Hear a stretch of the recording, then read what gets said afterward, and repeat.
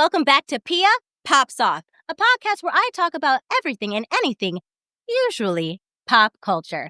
And today we are on episode number 13. Oh my gosh, we are trekking along. And right now, if you're not familiar, if you've even watched the past 2 episodes, we are on a summer trajectory. I know it's a little early for summer, but we are on a summer trajectory. And I mean, we are covering Bravo's Summer House the whole season. What a treat. And I'm not alone because I brought my besties from my Bravo Sleuths group chat to recap the entire season with me. And so far, I have been having a blast. This is actually much easier than our group chat. It's much more effective. What's amazing about having your actual friends that you already talk about a television show with is putting them on a podcast and in real time actually not only breaking down what we just watched the episodes, but like finding the nuance, coming up with theories, seeing things that I didn't see, and then in real time figuring out the double meaning or a deeper meaning, or maybe we're just completely fucking wrong and we're just talking shit. It's just fun. And we're happy to invite you to our group chat. We encourage you to get into the comment section because we want to hear from you. If there's something that we missed, or if you want to like piggyback off of a point that we made, let us know because we need more people in the group chat. If we have the more people in the group chat, the more we can uncover. And today I really don't have that much Pia Pop business to attend to. But the one thing I will say is if you're not already, go ahead and hit that subscribe button, like, and hit the notification bell so you can get notified instantly when I drop another Summer House recap video. But without further ado, I would like you to enter into our group chat so we can review episode number 5 and 6 of Summer House. Have fun. I'm out Hello. Welcome back. Oh my Shirla. God, please. Should I start again? No. Hello. Okay. I'm a little rusty. I should be prepared for that. Yeah, I was not prepared. Ha. Okay, sorry. Let me start over. Hey, guys. Hi, Pia. Welcome back. Hi. I missed you last week. I had a little emergency, but we're back now and we're going to do 2 in 1. I actually thought that, okay, wait, before we get into the Summer House thing, do you feel like there was more information in episode 5 than 6? Because that's what I felt. Does that make sense? What happened in episode 5 again? I feel like, you know what? yeah, that's okay. it was more the lead up to episode 6. Correct. Setting the table. It's like that one Harry Potter installment that no one really liked, but you needed. And it was just like all like, what's it called? Exposition. So like not a lot happened, but you got a lot of information. And then the next one happened and all of the shit happened and the movie felt like fast. Can't remember what it was like towards the end. It's like the Wire, was it season 2 or season 3 where it's like the season 2 is yes, but it's still vital. Right? Yes, you have to pay attention, but you're like, where are my people? Yeah. Where's the explosions? We were just waiting for it the whole time. Yeah.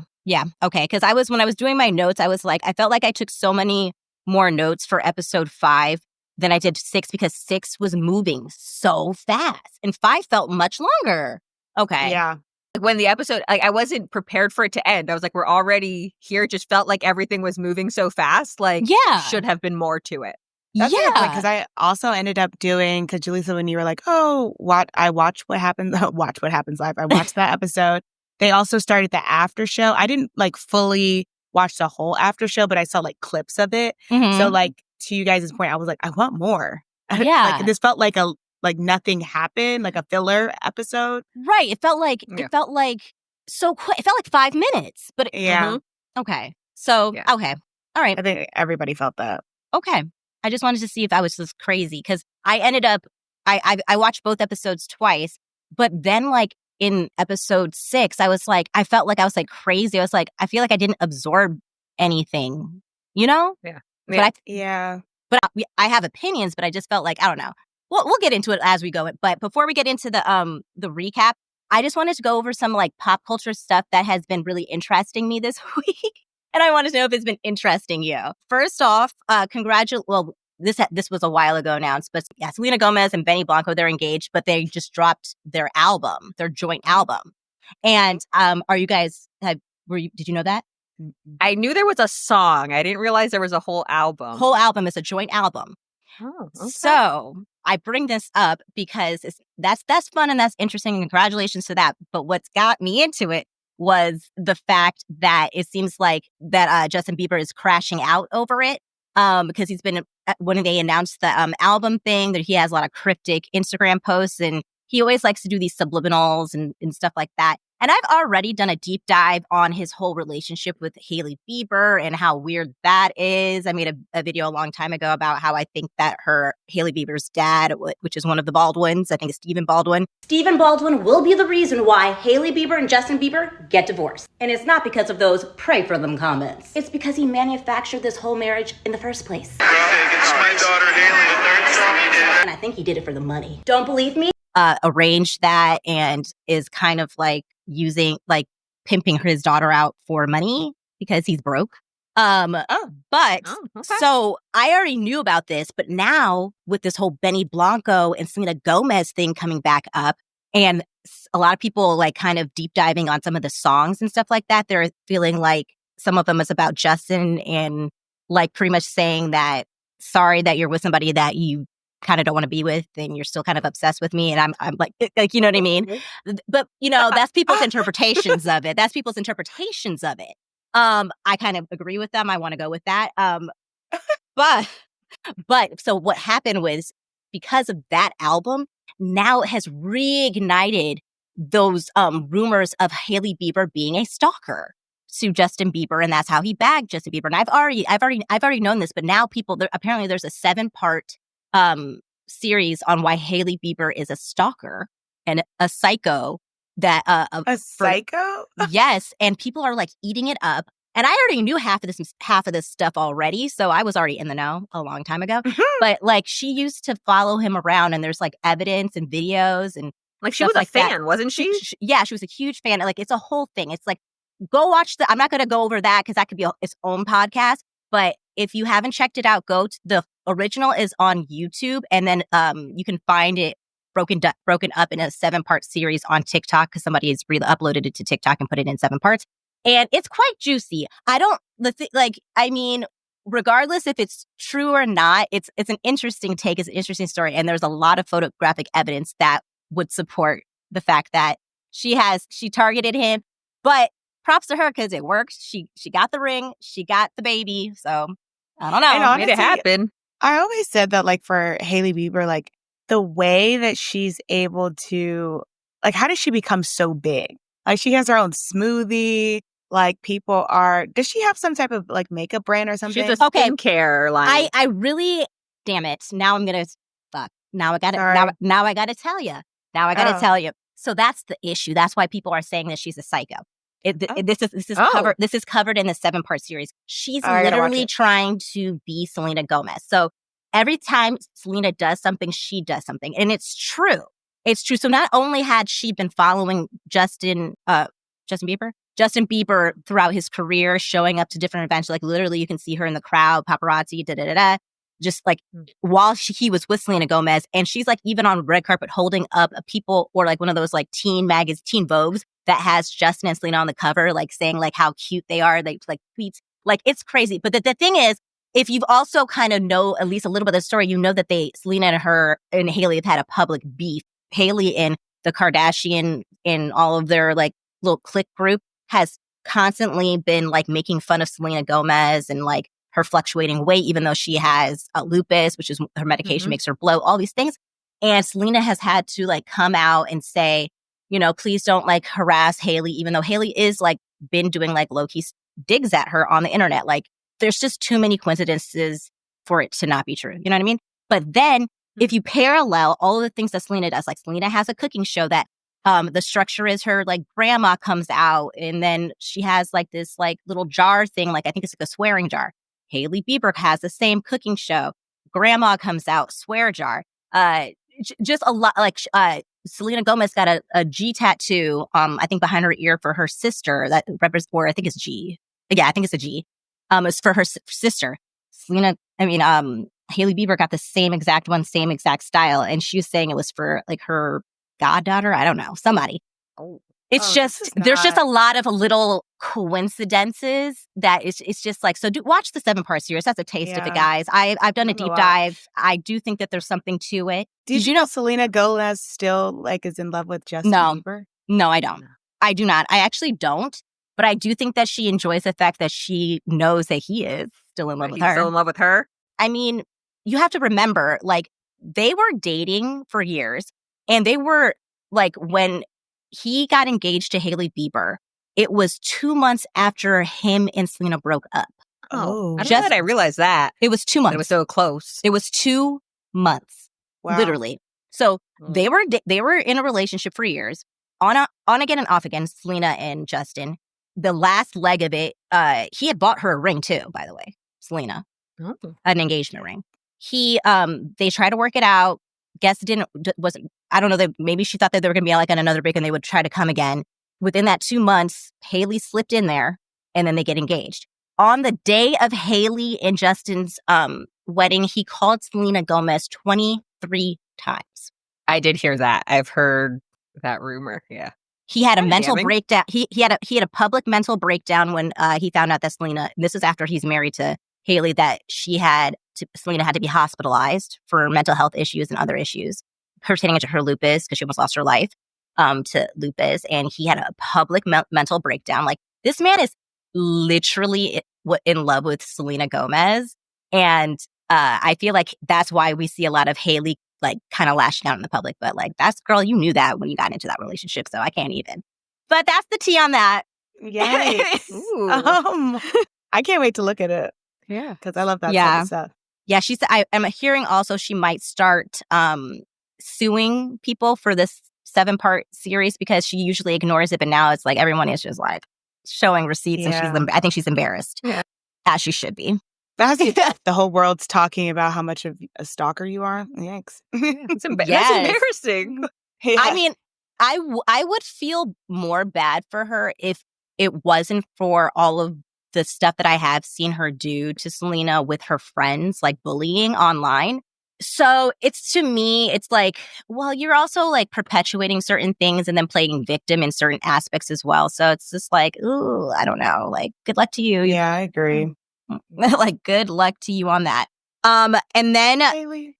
Sorry, Hailey Bieber. And then also, have you been seeing any of the stuff with the Summer House people? Like, I know we kind of talked about the after show, I think, before we logged. No, we were just talking about the after show and stuff like that. Wes Wilson is been getting a lot of heat on social media. One from Lindsay.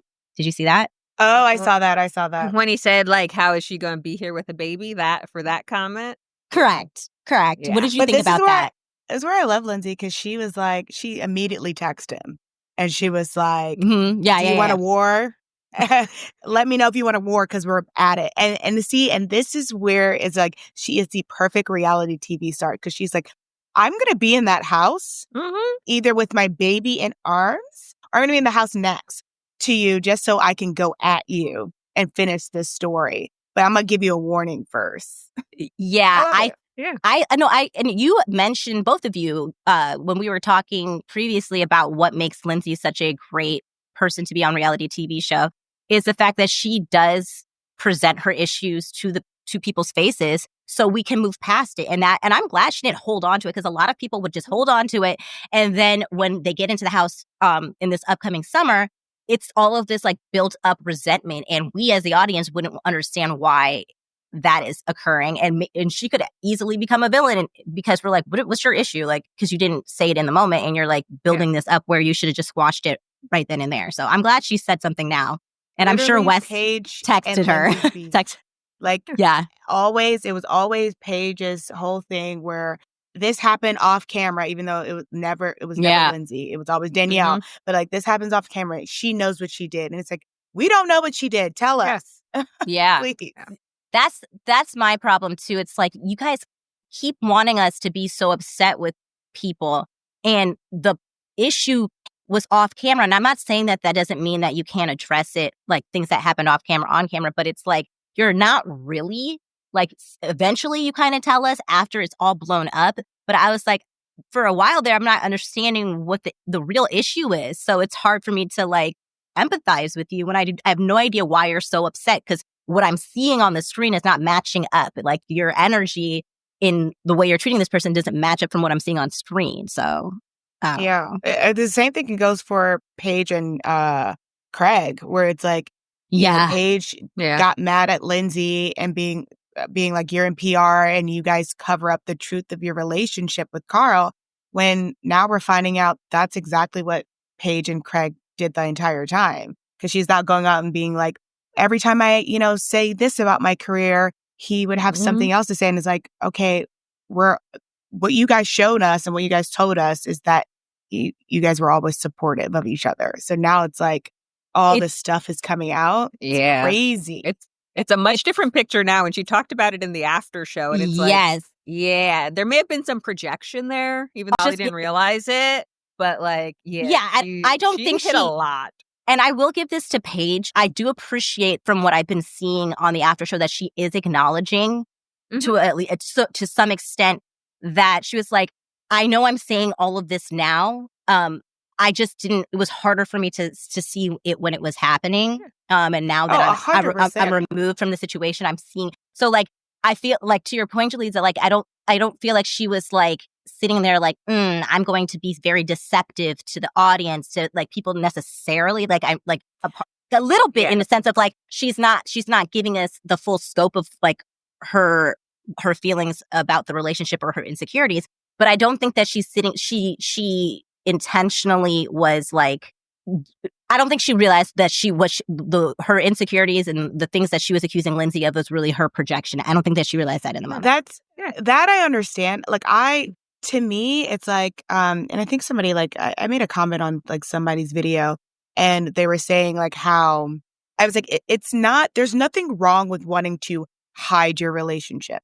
If that is what you want to do. But you then can't be a hypocrite and call like they do this all the time on Beverly Hills.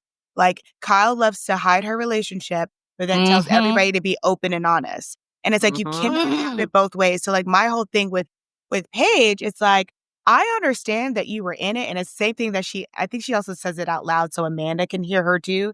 Like, I understand that you are going through things and like keep your relationship off of television, but do not try to tell us how perfect your relationship is. I'd rather you say nothing.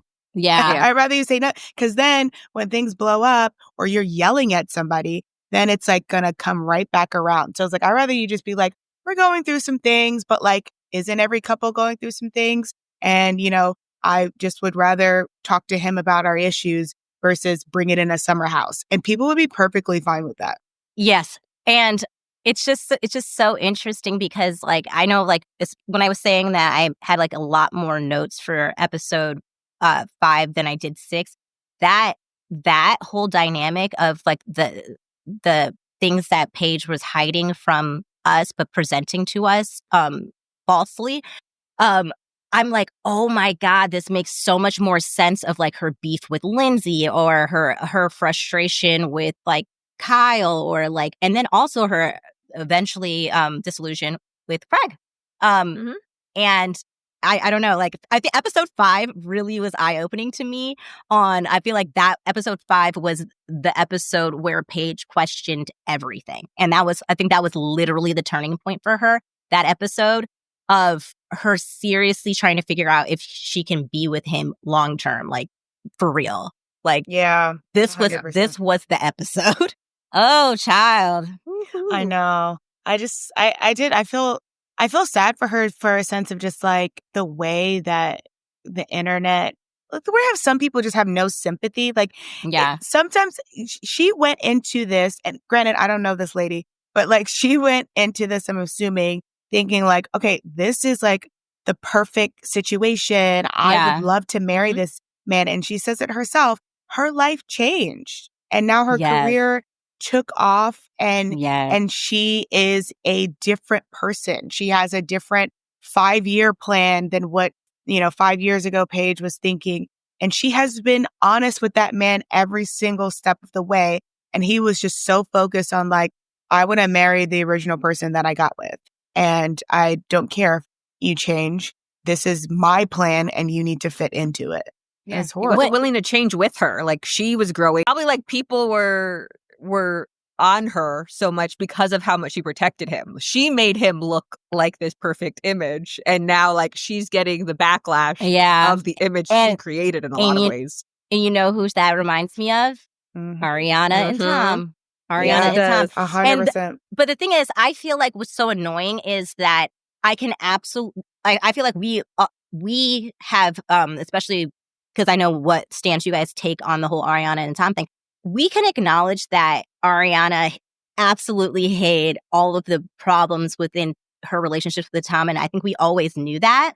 But we can also lead, like what you said, Shirla, with a little empathy and understanding, because it's like at the end of the day, they did these things. Like Paige hid some of these problems about her relationship with Craig, and same with Ariana. Not to be deceptive necessarily, but because they really wanted those relationships to work, and they thought that would be the way to do it. And now that those relationships did not work out, the consequences of trying to protect it is people are not as understanding. People are not as trusting of their versions of account or of what happened, which I can understand to a certain degree, but it's also like critical thinking, guys. Critical thinking. I know it's easier to see it with Tom because of what he did, but honestly, Craig is also showing his cards too. We're just like acting like people are willingly like not looking at what the lie. He's lying right in our faces. Craig, you smashed the thing up. We don't know that. And people are just deciding to ignore it, and crazy to me. It's because they're just like obsessed with Craig. I think the issue is like he's a gaslighter. He is a gaslighter. He's a liar, But yeah. They've also he's a gaslighter. I think why Craig gets a little bit more empathy for the audience is because he has a separate show, which tells his separate story. Whereas like Tom and Ariana, we've known him mainly with Ariana, but like when before that he was with Kristen, and that was a mess. So it's like we've known them as a couple together, whereas like Craig was separate and Paige was separate. And so he has his own fan base, unfortunately. And I agree with you guys. Gaslighter. And the way it's like, but also too, we've seen this side of Craig. I don't know why people are just so shocked. And it's not just, and the thing, thank you, from the beginning. Because the thing is, this isn't like, oh, this is the first time we're ever seeing Craig act like that. So it's like, what did Paige do? He's done this to every single one of his friends, including, and like, I hate to say it, including Kyle. I am team Kyle on this. Like, I completely am on Kyle's side with this. I'm just going to put that out there.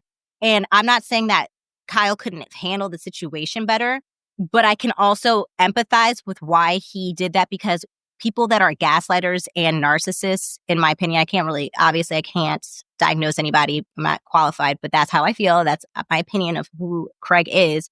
I just think that it was driving an emotional person like Kyle crazy to know that he had one conversation with Craig, and then Craig has no problem just blatantly lying as if it was fact. And he does it like so convincingly, like who would just lie like that?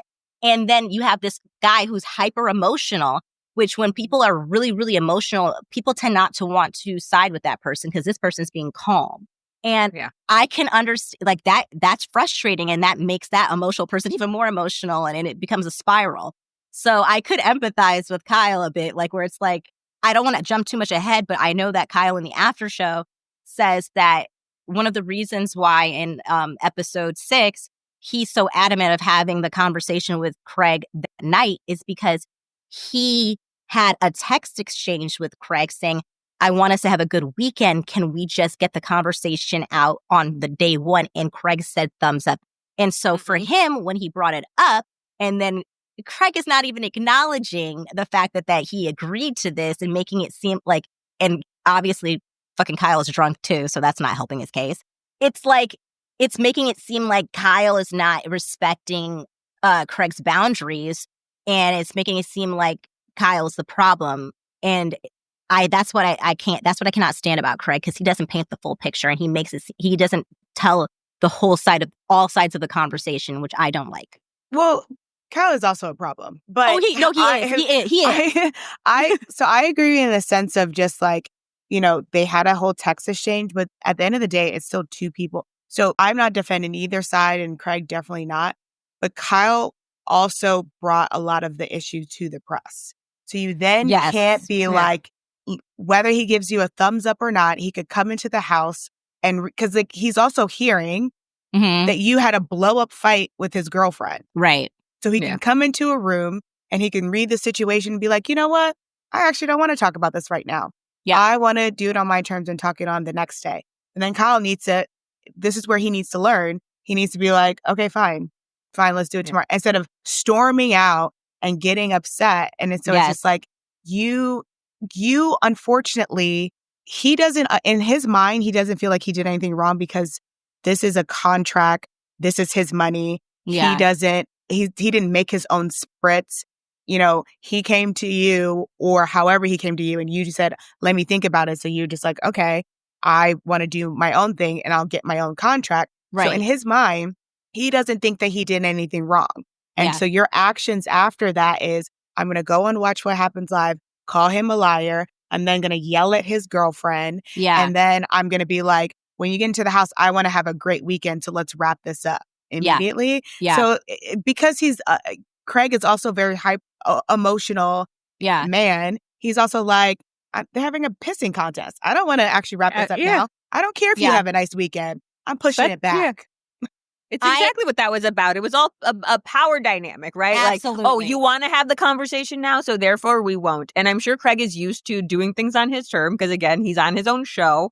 And so he's like, no, I don't want to have this conversation, so we're not. Absolutely. But I'm like, take into account how this is affecting the other people and like, both That of you need part. to handle this differently. Don't ruin Amanda's birthday, but also, That Craig, part. think about how it's affecting your girlfriend. Like, neither of them cared about anybody else in that situation. And Exactly. Jaleeza, that's the middle for me. So I feel like we have all of the sides of the coin here. And I agree with both of you. Like, I think for me, what I'm harping on is the underlying like deception of Craig. That's what's bothering me. Because at the end of the day, I agree with you, Shirla. Like, whether Craig agreed to have that conversation that day, he absolutely is within his right to be able to say, I actually changed my mind.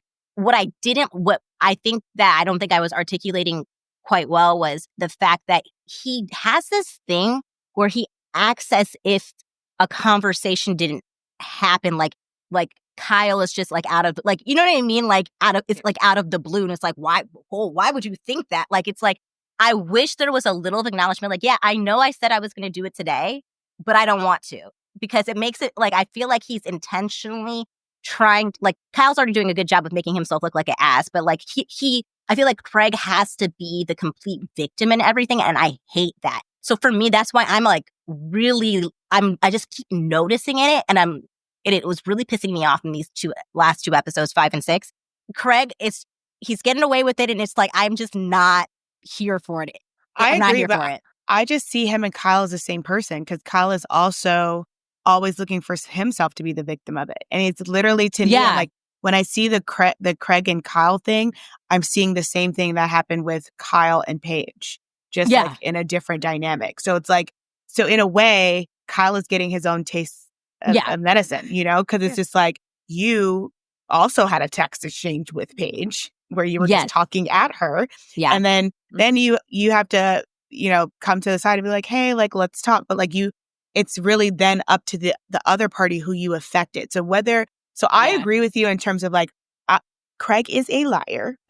And I understand that you have that conversation, but like, Kyle just needs to learn how to deal with situations without throwing a tantrum. Absolutely. It's just like, it just doesn't, because now it's just like, I agree with you guys in the fact of like, think about the other house, the whole house. Like, it's like, you guys need to have this combo, but Kyle is now making it a bigger deal by like how he's acting. And that's the problem with Kyle for me. And I guess that's why I just keep trying to call out Craig, because I feel like Kyle's is just so obvious that I don't even care. You know, it's just so obvious to me. Like, I'm like, one, it's Amanda's birthday. So like, you need to, like, when he said he didn't want to have the conversation, you needed to let it go, period. But like, also, I'm just like, Kyle's just it's just so clear that he's wrong. Like, it's just like, didn't even feel like I need to say it, because it's like, it's just clear as fucking day. Whereas I feel like people are just not noticing Craig's on the larger scale because he has his own fucking fan base. And I'm like, this is bullshit. This is bullshit. Like, you're not wrong. They're both fucking bad. And and at the end of the day, when I say I'm like more on Kyle's side, it's because I do think that Craig overall is just the villain in this situation. They're both villains, honey. But like right now, like Craig is the person that I need on a head on a skewer. Kyle's head's already been on my skewer. Like, I'm done with him. But see, like, this is where the thing is like, I feel like the mask for Craig for some people is unraveling before their eyes. And so, like, the fact that, yes, because it seems that way. There wouldn't have been a time where there's a group of people that is talking. We knew about Craig. Right. But there wouldn't have been a time where more people are talking about how Craig is a liar. At first, it was cute. Craig's a liar. Ha, ha, ha. Now it's like, yes, because you a liar. Yeah, I'm a lawyer. Right. You didn't go to law school. It's fine. Lawyer. 100%. But the thing is, the difference that I see with Craig and Kyle is that Kyle still has people being like, he's yelling at women, but he's so drunk and funny. I'm not seeing that from a Craig standpoint. People are like, oh, that man's a liar. He's been gaslighting, Paige the entire time. But with Kyle, people have a tendency of being like, but that's just how he is. And it's just like, I also like the fact that you pointed out that it was Amanda's birthday, but yet Kyle is still trying to have this conversation because you do not know how this conversation is going to go.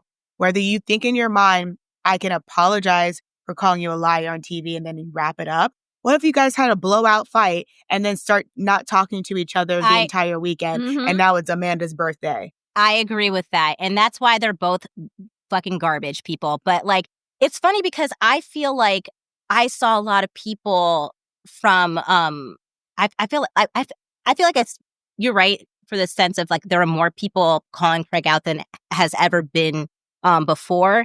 But still, I still see too many comments of like people thinking that Paige is the mean one, and that like in her conversations with Craig, that all he's trying to say is like, what he wants, and she's like setting him up for failure with like putting him in like these scenarios, like when she says, if you wanted to if it was your way, I would be pregnant and we would be married tomorrow. And people are like, well, of course, that's what he wants. So you're setting him up. You're not like allowing, like, you don't really want him to be like correct in any way in the situation. And I don't agree with that. Like, there's so much more context to that before she got to that point. And I feel like people are not like really digging deep in what she meant, like in the sense of like, you're not being like honest about how you really feel. Like, you keep trying to tell me what I want to hear to keep appeasing me, but underneath it, like, she's like, I know that that's not what you want, and I keep on trying to ask you to be honest about it because I've been honest. Like you said, Shirla, she has been honest. Like, I don't want these things, and you're acting like you are okay with my timeline, but then you make these like little tiny digs, and she's like, but that's not, your actions are not matching. And I think that's what she meant by that, and she's trying to get that out of him. Yeah, because he continued to lie to her, right? She was like, I need this time. And he was like, yeah, that's fine, when meanwhile it wasn't. But I think it's, again, that misogyny of some Bravo viewers. It's like, some people can't understand how a woman would reject a man who, right, as far as we know, hasn't cheated, who wants to get married and have babies. Like, that is the pinnacle of everything. And God forbid she want to choose her career. Like, I think a lot of people just don't understand that concept. Like, let her be career oriented. Maybe she just doesn't want children, or maybe she doesn't want them with that man because of all these things that we're finding out now after the fact. Yeah. It's that fan base. It's such a pattern with them. They do it with Ariana. They did it with Lindsay. They're doing it with Paige. It's like they just hold these men on a pedestal, and they could do they're literally they coddle Craig. They coddle freaking Carl. Look at like, oh my God, Carl's being so awkward. And like, why does Lindsay always bring it up? Meanwhile, Carl's always like, Lindsay's not here, I can finally party. And it's like, you could have party when she was there. She's not checking for you, boo. 100%. But yet they will somehow blame Lindsay because Carl is awkward. Yeah. It is the women's fault. It's always the woman's fault when it comes to this fan base. It's just like, it's mind blowing to me. It is. It's very frustrating. And that is my biggest frustration Yeah, I think that's because I feel like it's very easy. I feel like the women don't really care about Kyle in that sense. Like, I don't know. I don't think they're like, he has that, like, I don't know. He's a hot drunk mess. And I'm not saying hot as in like he's hot. I'm like saying he's just a fucking mess. And I feel like it has been a lot easier for women to be like, oh God, I'm gonna like marry that mess of a fool. But like Craig, he's been a mess of a fool. He's been a drunk. He blacked out an entire reunion, but he's conventionally good looking. He can sometimes put himself together, and people I feel like are like, no, he's charming, like, and all this stuff. And I also think it's how they portrayed Craig and Paige's relationship. I think that goes into it a lot. Whereas like we've only seen Craig being like, I want to build this house for you. I want to like all these things, versus where we've seen Amanda and Kyle being like, I haven't talked to women in multiple months. I'm coming home at 3 a.m. I'm getting drunk and like cussing you out. I'm calling you an effing bitch. So when you compare that to what Craig has done on camera with Paige, I think that's why, and no excuse, because like they're still going to defend him, but I think that's why he's viewed a little bit differently. And that has a lot to do with what we talked about, where now Paige is kind of suffering in her building up that image of him and hiding the true him, unfortunately. Yep. And it's a sad situation. What is that? I don't know. I thought that was your house. Oh, can you hear? That might be Lucy. Can you hear her? Yeah, you had a whole baby. She's like there whining. She's like, oh. Hold 1 second. Hold on. No problem. I'll be right back. Somebody trapped in the basement, child. She's like, who's that? Oh, you hear that? Let me go. She's like, them up. My hostage. Right. Let me go shut them up. You shut up right now. You're done for you. Shut up. Shut your mouth. You shut your mouth. It's recorded. Shut up. Oh my gosh. Like, she's throwing up against the wall. Shut up. No animals were harmed during this podcast. No, at all. I'm not talking about the animal. I'm talking about the person she has hidden in her basement. Oh, yeah. See? You hear it? It's done. It's done. I'm keeping all of this in.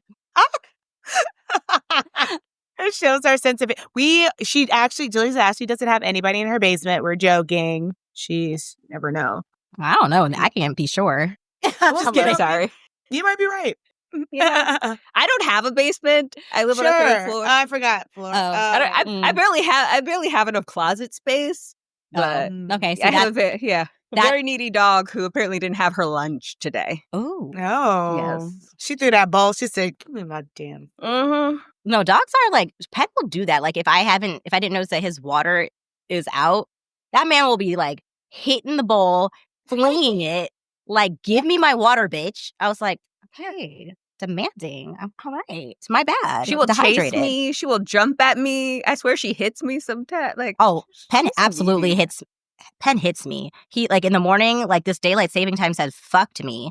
And so he's used to getting up at a certain time. He knows that, but his body knows what time we're supposed to get up, but mine doesn't because of daylight savings time. And this man would be like, get up. Get up. Like, smacking me in my face. I'm like, oh my, like, put your hat on, let's go. I'm up. Like, Jesus, but I love you. Looking at me. His ears are moving. He's like, I heard my name. Keep your He's like, I know you're talking about me. Out of my He Will Smith me. Okay, so I know we kind of like, I got so overzealous with the Paige and Craig stuff, and I know like I bounced back from episode 5 and 6, but I just couldn't help myself. But to go back to episode 5, pretty much it started at the beach, like it picked up from the rolling credits when Kyle and Paige were needed to have their little combo after their big fight. I'm glad that they squashed it immediately. We love that. We love a quick resolution because, like, I don't want to drag this out. I was worried when I saw the preview that this was going to be like a Hannah situation. And one thing that Paige made crystal clear on that beach, which I really am so happy about, is the fact that she did not want it to be a Hannah situation. And she genuinely went into that conversation trying to hear his perspective. And I felt like he did too. That's maturity. I like that was a really mature conversation. you know what was not mature? Danielle. Oh my god. Over Their there, hands, yeah. that Their really hands pissed. moving. She wanted Danielle so bad. Wanted that. I feel like she really wanted that Kyle and Paige not to have a resolution. So like, I get she was just like innocent. Like it could be like she was just innocently looking at the body gestures and the hands, but no, nothing's innocent with Danielle. Okay, and we'll find that out as the episode goes on. She just is a miserable bitch, and she loves other people to be miserable. Misery loves company. And I was really happy when Amanda didn't even look at her. She was like, no, they just talk with their hands. Shut it down. Yeah. Thank you. And this is what and I'm glad you pointed that out about like conflict and then resolution. That's what we love in reality TV. Like we love the fights because we love mess, but you need to move on. We do not need this to be dragged on from weekend after weekend. Like have the conversation. And like, again, Lindsay's like the best at this. Being like, oh, we had a fight. I thought it was over. I brought it to your face and you said, let's move on. But now you're harboring all these feelings. And I completely just forgot about it. Yeah. I feel like everyone is. That. Yeah. I feel like everyone's starting to catch up with doing that. Like everyone. Like the everyone OG. except for Danielle. Yeah. Us. Oh, God, get her off. I'm sorry. Get her off my screen. Oh, God. Oh, so tired of her. She got off our screen in the...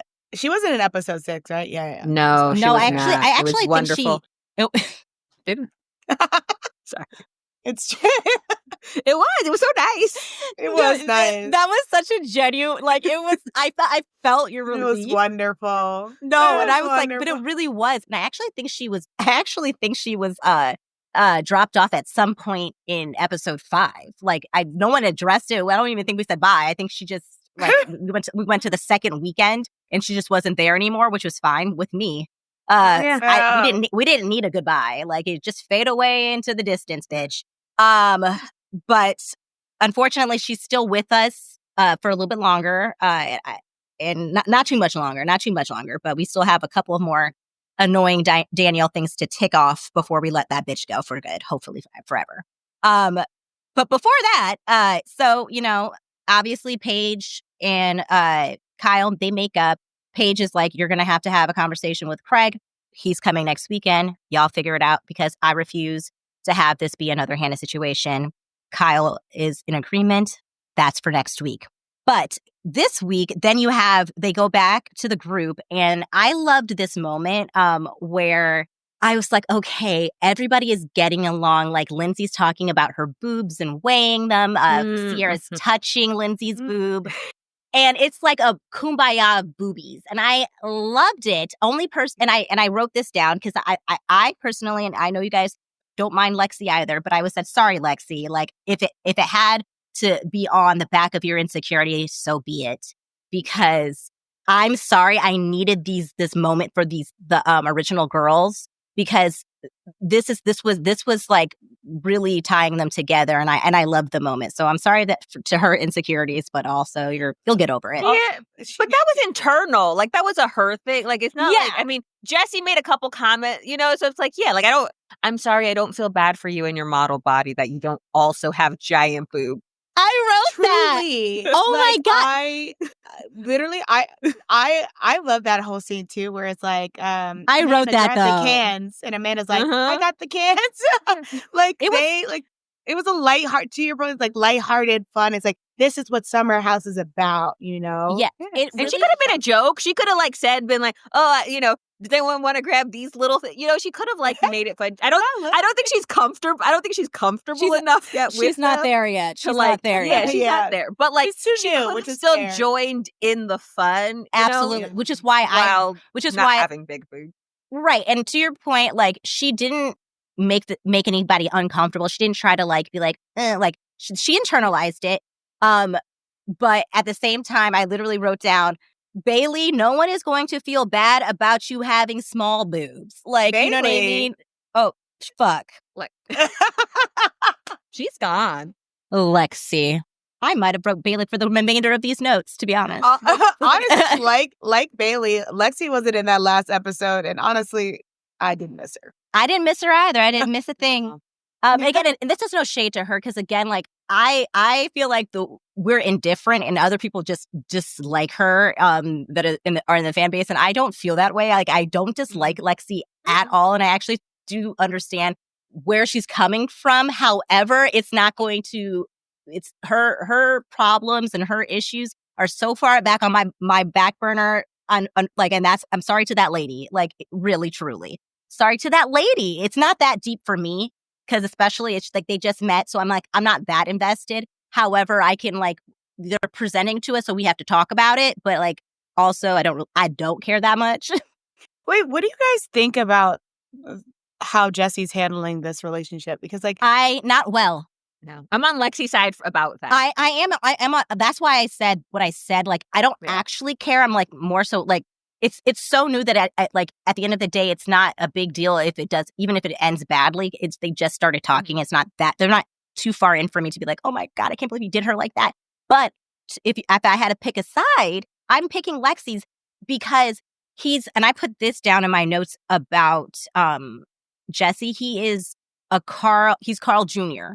And what he's doing is and we kind of talked about this last episode, but what he's doing is he is going around and telling everybody else that he is a little bit concerned that Lexi is innately a jealous person and that Lexi does not like the people that she's talking to be flirtatious with other people.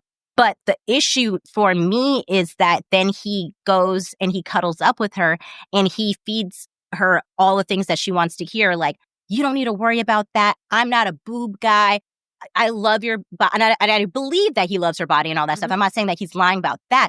But then she'll go in deeper and she says, I'm just super insecure about these things. And, you know, I just don't want to, I'm insecure that you're not going to like really be into me and only me.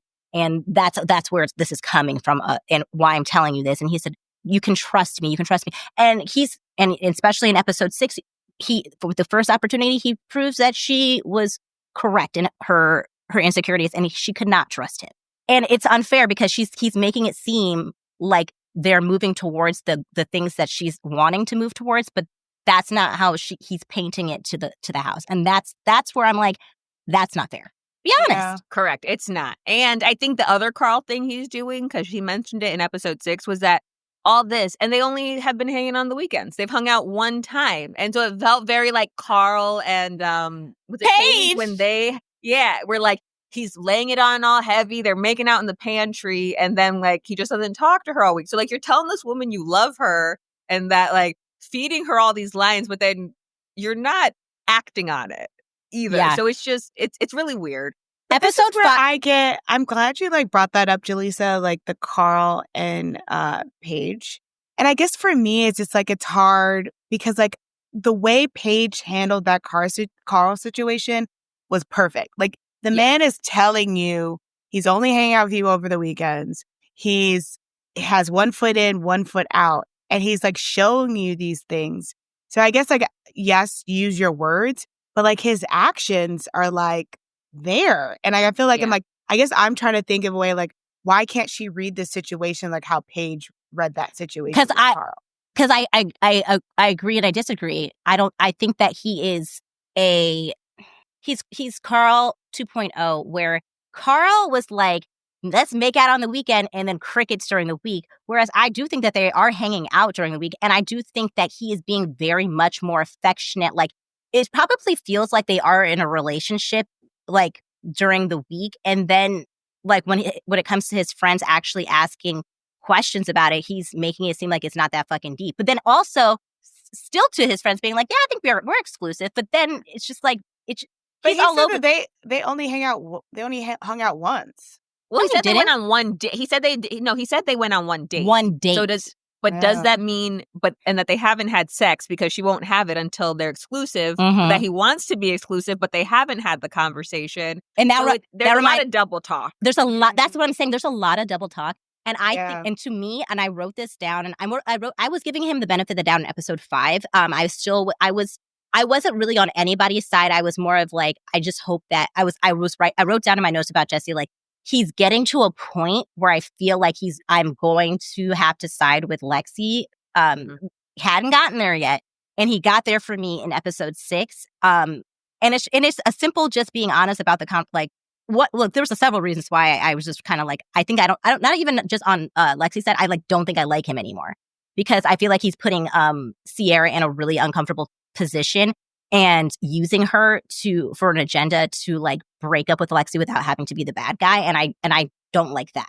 That's what I'm seeing, in my opinion, because Lexi has literally said that she's insecure about the other girls in the house because of the way he talks about them online.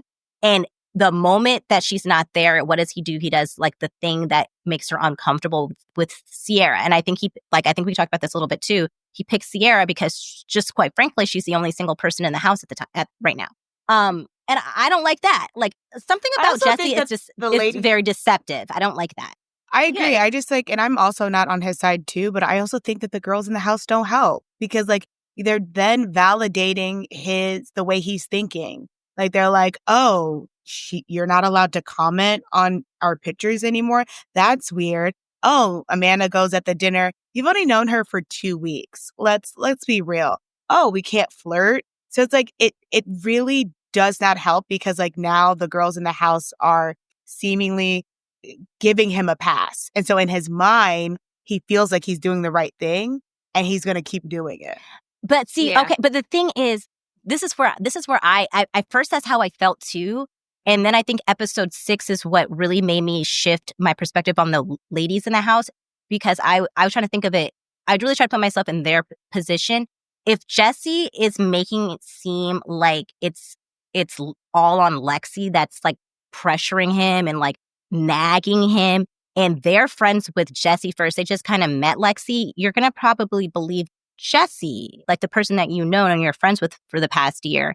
I think that it's unfair that Jesse is painting Lexi out to be a kind of a seemingly like a clingy psycho right off the bat, as if he's not in bed. Like literally he has this whole conversation with them in episode 6, episode 5, about how Lexi is like insecure and and then making it seem almost like she's like being overreactive or whatever. And then he is so sweet and like cuddly with her, and like it's just not, his energies aren't matching. And we've talked about this. We have the luxury of watching it as an audience and seeing it, and they don't. And I think that they changed their tune about their stance on it too, because on Watch What Happens Live, Amanda and Sierra, not Amanda, it was Sierra and Amanda. Oh yeah, Sierra. Yeah.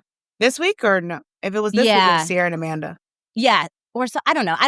I've watched so many things. I don't even know where I watch it. All I know is that I remember them, somebody saying that they quickly realized that, I think it was like last week or something, like when I think Sierra had to come out and say nothing happened between me and Jesse because people were running with this whole narrative that at some point her and Jesse hook up, and she was like, that never happened.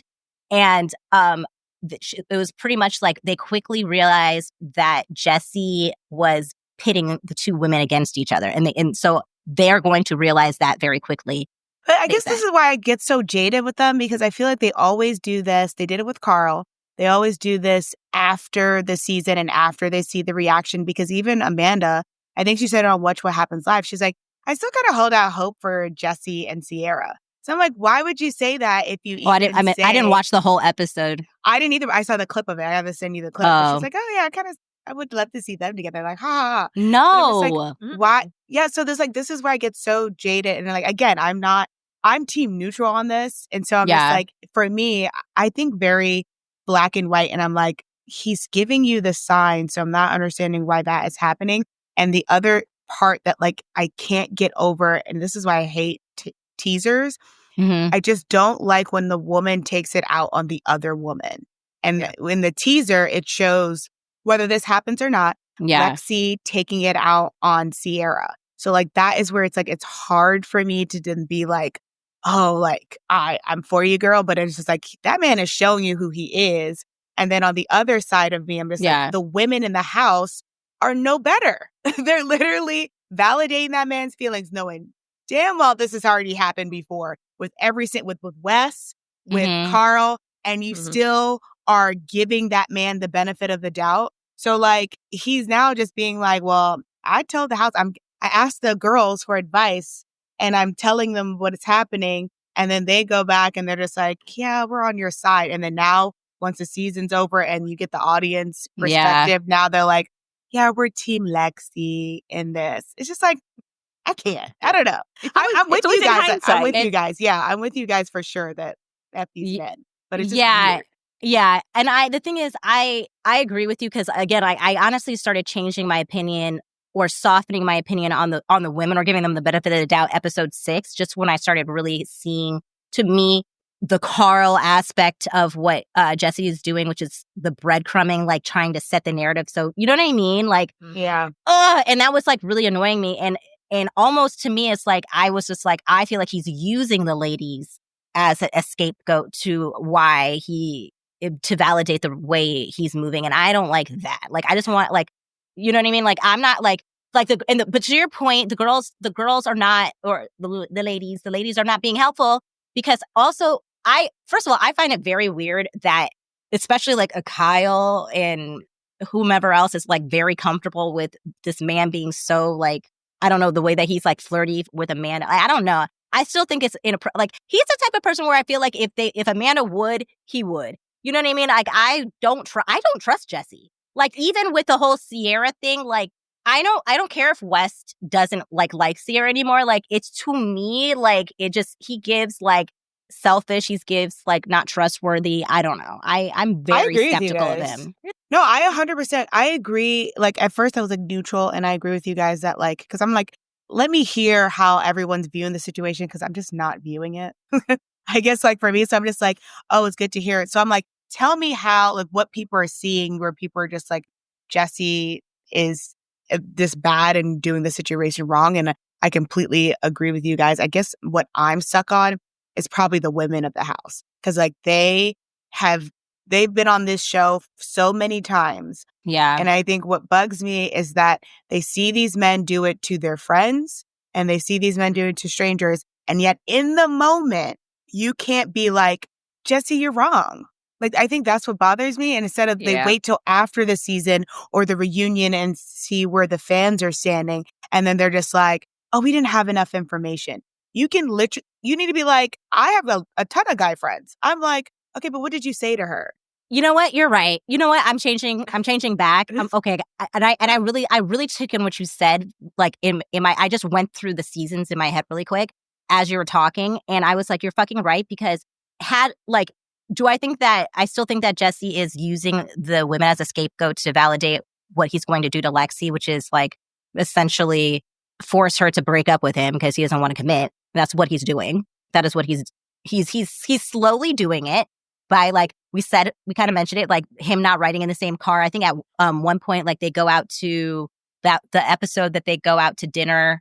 I think it was in the last episode 6, when they go to dinner. Yeah, episode 6. When they go to dinner, it's like Carl, Paige, Amanda, Jesse, West, and That's Sierra. episode 5, because episode 6 they did the pirate stuff, because Lexi was still there. They split the house. Yeah. You're right. Yeah. You're right. Episode 5. Because that was my point. I wrote down, why did Lexi not go? I was curious about that. Like, that's also tough. So, and the thing is, I'm sure the thing is, I also don't think that Lexi is, I think she can tell. I don't know if she's getting the edit that shows that she knows, but I feel like she knows, which is why she, in the sense of like her conversations that she keeps having with him. And I think that's telling, like, she is sensing something. Mm-hmm. And I feel like she keeps trying to say that to him, and he's not being honest. So that's my problem with him. Like, I feel like she is bringing that up. And then he just like, you have nothing to worry about. Yeah. I agree with you in that sense, but this is where the women do a disservice for her. Because she has nobody to talk to. No, sorry. Mm-hmm. I lost my train of thought. Then it goes back to what you were saying. Prime example is Sierra. Like, and she was one of the vocal people about, like, why is she, like, you just met her, da-da-da-da. You had just met Austin, bitch. And I hate how I promise you, I tried, and I was not going to do this. I said to myself, damn it. Okay. We love Sierra. Just God, we love her. That's the disclaimer. That is the disclaimer. But we have to point out the hypocrisy of it all. Yes. And it's, the problem is, and again, like, I'm sure that they are seeing, their hindsight is 20/20, but like they're saying, like, why would she like be saying this? Like, you know, we're friends with you, da da da da. But Lindsay was absolutely friends with Austin, and you did not appreciate the flirty. Mm-hmm. You didn't. So it's like you can't like have a set of like standards for yourself when you're in the situation and not uphold it when someone else is in the situation. And that's where you're gonna lose me. Exactly. And you almost didn't lose me, but Shirla got me back. So no, it wasn't me. because I was literally about to excuse them and just say Jesse manipulated them and giving them a benefit of the doubt. But like at a certain point, they need to really reflect. And it's also like the same reason why y'all didn't like Lindsay, specifically Paige, Hannah, was that you felt like they were never welcoming. And this is a way in which for her to not feel welcomed by you guys not respecting the fact that she like you. So now you guys know that for her, she does not like that. So stop feeding into it. Then if you're in a house with this girl, right? She says she's clearly dating this man and she doesn't, and this man is telling you that she's kind of insecure about you ladies, then being like, then Jesse, I'm not gonna like, then stop flirting with us. Yeah, but like, even if you don't want to do that, just be like, why aren't they? And maybe to your point, it's the editing, but why aren't they? And this is why I say that there are selective girls, because like, why aren't you getting to know Lexi and talking to her and be like, oh, just curious about you and Jesse, like Lexi, now that Bailey is get her side of it. Yes. They don't want you. Exactly. Damn it. They don't. They don't would want mess up their narrative. They don't 100%. They don't want to. And that is unfortunate. And this is where it's like, and it also clicked for me too, as I was talking. I'm like, Lexi has nobody to tell her side of the story. And so right now, all she knows. We're telling her side. Exactly. But she's feeling these things and she has no safety net or a safe place to then be like, this is what I'm feeling. And then they could be like, oh, well, he kind of, even if it starts up some drama, they're like, he's kind of been saying this thing, which they might say later. Oh, I just remembered. What? It was freaking Lindsay who was the one kind of disclosing how everybody feels now about the situation with Lexi. And then she also disclosed that she knows more because she took the time to get to know Lexi in the house. That's a girl. Again, best reality star ever. She knows, she gets her, like, she's not in bed. Well, she's pregnant and she could be in bed, but look at her getting the tea. That's what we need. Mm-hmm. Wow. And watch they blame Lindsay for that. Yeah, you know what it was? Probably. I now remember where it was because again, I watched so many, like we all do, but it was all like becoming a mosh posh. So I was like trying to like visualize where I saw it. It was an after show, and it was an after show with Lindsay and Gabby, because then Gabby was like, I didn't really get to know Lexi until the middle of the summer, and she was like, well, I knew her from the beginning, so I was the closest to her in the house. Yeah, I love that girl. And which the irony of the one person always accused of not being welcoming. Mm-hmm. Everything is like, we said this, like, I don't like last episode or whatever, but we said this, like, it feels like the girls are now experiencing all the stuff they accuse Lindsay of. Because even in that Watch What Happens Live, there was a question to Amanda. Now does Lindsay, shouldn't she get an apology? Thank you for bringing that up. Yes. And Amanda goes, well, I don't feel like it, because I feel like we don't know who all confirmed the story. Mm-hmm. But like Lindsay knows I love her. Your husband did. Like even it, but at the and then also Danielle confirmed that she did leak it, that she wasn't wasn't involved. And even to that, it's like exactly. It's like, what do you want from her? Like they can't even admit when they're wrong, like at all. They just like, it's just so hard for them, which is crazy to me. I'm gonna say this here and now, and I don't know if this just is wistful. I really believe this in my soul. I think at the reunion, Andy will bring this back up. The whole because Kyle confirmed it, only because Kyle confirmed it and they kept it in. And it's been run in a lot of news articles and stuff like that. I think Paige will apologize. Oh, I agree with you. I would believe. I agree with you. Especially now post Craig. Yeah, I believe that Paige will apologize to Lindsay. I agree with you completely and own it, because I wanted to talk about this towards the end, because that's when we like really like ramp up the whole like Paige and Craig stuff. But like, since we're kind of here now, I really believe that like they do like a lot of like when they did the flashback of Paige really going at Lindsay and saying that I know it was you. And she was talking in fact. And that was one of the biggest things I know that we really got mad at Paige about. Even when we didn't know for sure if it was true before Danielle, we found out it was Danielle. The way that she was talking in fact, and Paige does this a lot, but something about it felt so different. And now in retrospect, now knowing all the stuff we know about Craig, I believe Craig made her feel like he knew for sure because maybe he has an inside source. He was like, no, like, cause I feel like he does misleading stuff like that. I mean, I don't know for sure. This is just my theory. I think he said to Paige, oh, it has been 100% confirmed. I know it was Lindsay. I was told for sure it was Lindsay. X, Y, and Z. And so I feel like that is why Paige felt, and at that time, that their relationship was fairly new. And I think at that time, she believed everything Craig said to her. I think as time went on. I think it was Kyle that put that on Lindsay. Well, I think, the thing is, I think it was none of them really like Lindsay. And I think that when they get together, they all like they're on teams when it's convenient for them. And now it's so interesting. Now, actually, Kyle and Paige are now suffering the consequences of being lied to by Craig, or Craig lying has now backfired on them. But I do feel like Craig he's a silent ringleader, and no, these I agree. two people are louder. Yeah,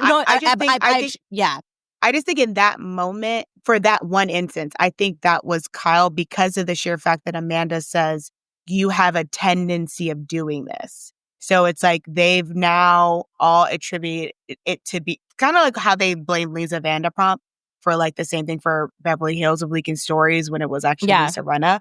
So it's just like maybe one time Lindsay leaked a story and so like this is all her. So like in my mind, I'm sure Craig was like, oh, perfect lie. We're going to go with it. And now I'm going to lay the groundwork.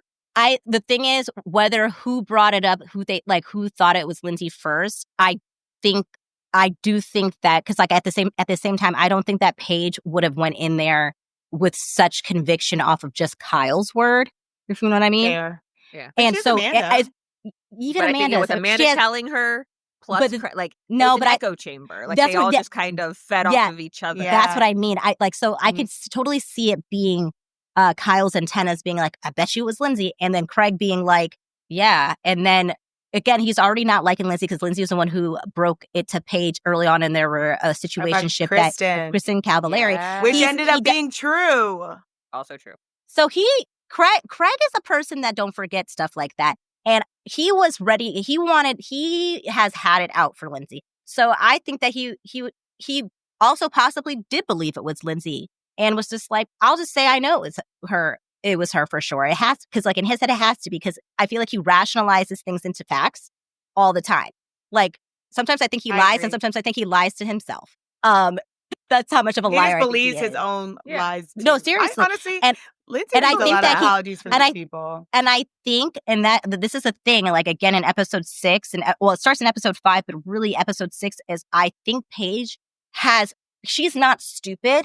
And I think in the beginning, Craig was much more of a believable person, but she's not a stupid girl. She has a lot of good instincts. And over time, I think he started slipping up, and she started letting little things go. And it's starting to get to a point where it's really affecting her. This girl's a ball of anxiety. And I think what really, really is starting to take her over the edge is the fact that we didn't realize how much Hannah and Amanda's falling out affected her.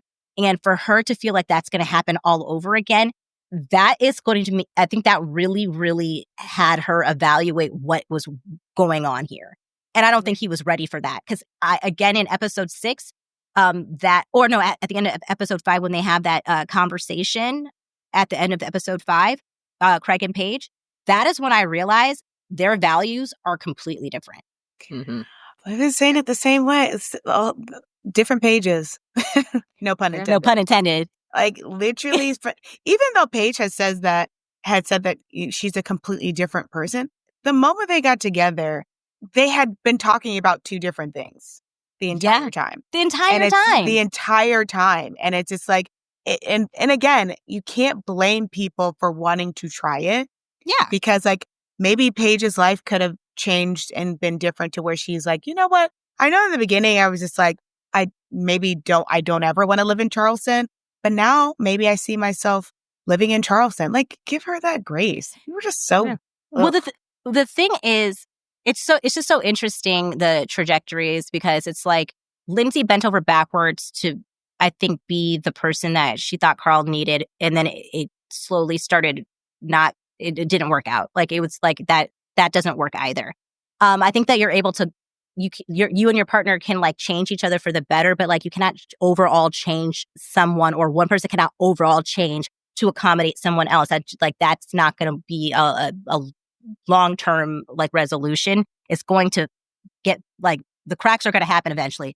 And with Paige, it's like I do believe that she did try it out. Like, I think in the very beginning she did give it a shot. That was when she was spending the most time down in Charleston, and that's when she realized she truly could not see herself living there. Yeah, that became the issue. That's a great She knew. point. She really did, because in the beginning of the relationship, that girl was down there so much. But unfortunately, she realized that she said it out loud too. She was like, I cannot. I can't. I also think it kind of spooked her when he was like, well, then I'll move to New York. And I think in her mind, she's like, oh, I really don't want to be with this man. I mean, and that's a real thing. It's like, oh, because like at a certain point, like it was fun. Like we were able to, like, they had the means to be able to travel back and forth, and they were able to do that for a while. But like then when you're like, oh, this person's gonna be in my space all the time. And again, I don't think that they had the same core values. Like, that conversation at the end was so telling to me. Like, and I don't like when she was asking it. This girl was like, I just wanted to shake Craig. This woman is desperately trying to find any way to hang on to this relationship, and that's what I saw. She, like, in that conversation, she really was like, this is clearly a woman that's having doubts. But she wants to make it work. And in that conversation, when she asked him, like, even at your big age, if your parents like didn't want you to do something, would you like not do it, or would you not consider it? And it was a resounding no for him, which is fine. But it's like, for her, it's like, she's like, well, like she's explaining why it would be so guilty for her. And he's just like shutting her down, like, you're an adult. Like, why would I care? And it's like, and that's fine. But it's like, that's one of those things where it's like, oh, like, this is going to be an issue. Like, he's like, she is very much like, talks to her mom a lot, talks to her dad, and values their opinion. And I think that that's not going to be okay in their marriage. And he pretty much says that, like, that's not going to be, and which is fine. Yeah. But he's going to pretend like it's also fine the other way. And that's not, and she already knows that's not going to be, she cannot have her parents arguing with her husband. Like, that's going to be a no-go for her. Like, it's crazy to see that, like, literally her and Lindsay was in the same type of relationship with like Lindsay and Carl and Craig and Paige. And I think because seeing that conversation, that's clearly a normal conversation they have. Yeah. The way he just was just like saying, like, it wasn't like he has it's a way for them. Let me kind of like rewind. He knows, he's very aware of the cameras. yes. And so the fact that like they live in different states, he can put on a performance when he goes to the summer house. And I think because of that whole Kyle argument, it kind of like unraveled him a little bit. And so we were then seeing the true conversations that they have, which is like, unfortunately for Lindsay and Carl, like they were on the same show. So they weren't able to hide. Carl wasn't able to hide that dynamic for too long because they're in the same show, same house, and those cameras are always on. Whereas like Paige and Craig, that man talks to her crazy. He does. And it was scary with the way that he was sitting, and just like, it was scary to me. Yeah. And it's like, I go ahead. Sorry. Go ahead, Jaleeza.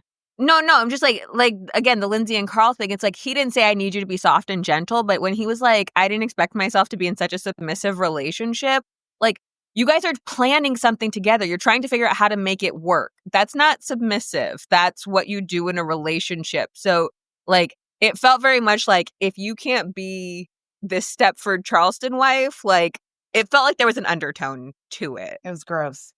Yeah.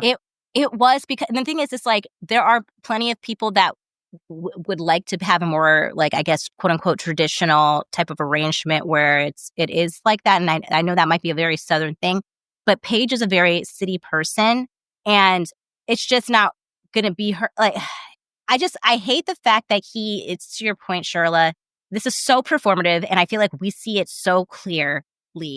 It's a good performance. I do think it is a good performance for most, not for me, because he's saying all the right, no, for real, because he's saying all the right things, but I hear everything else underneath it.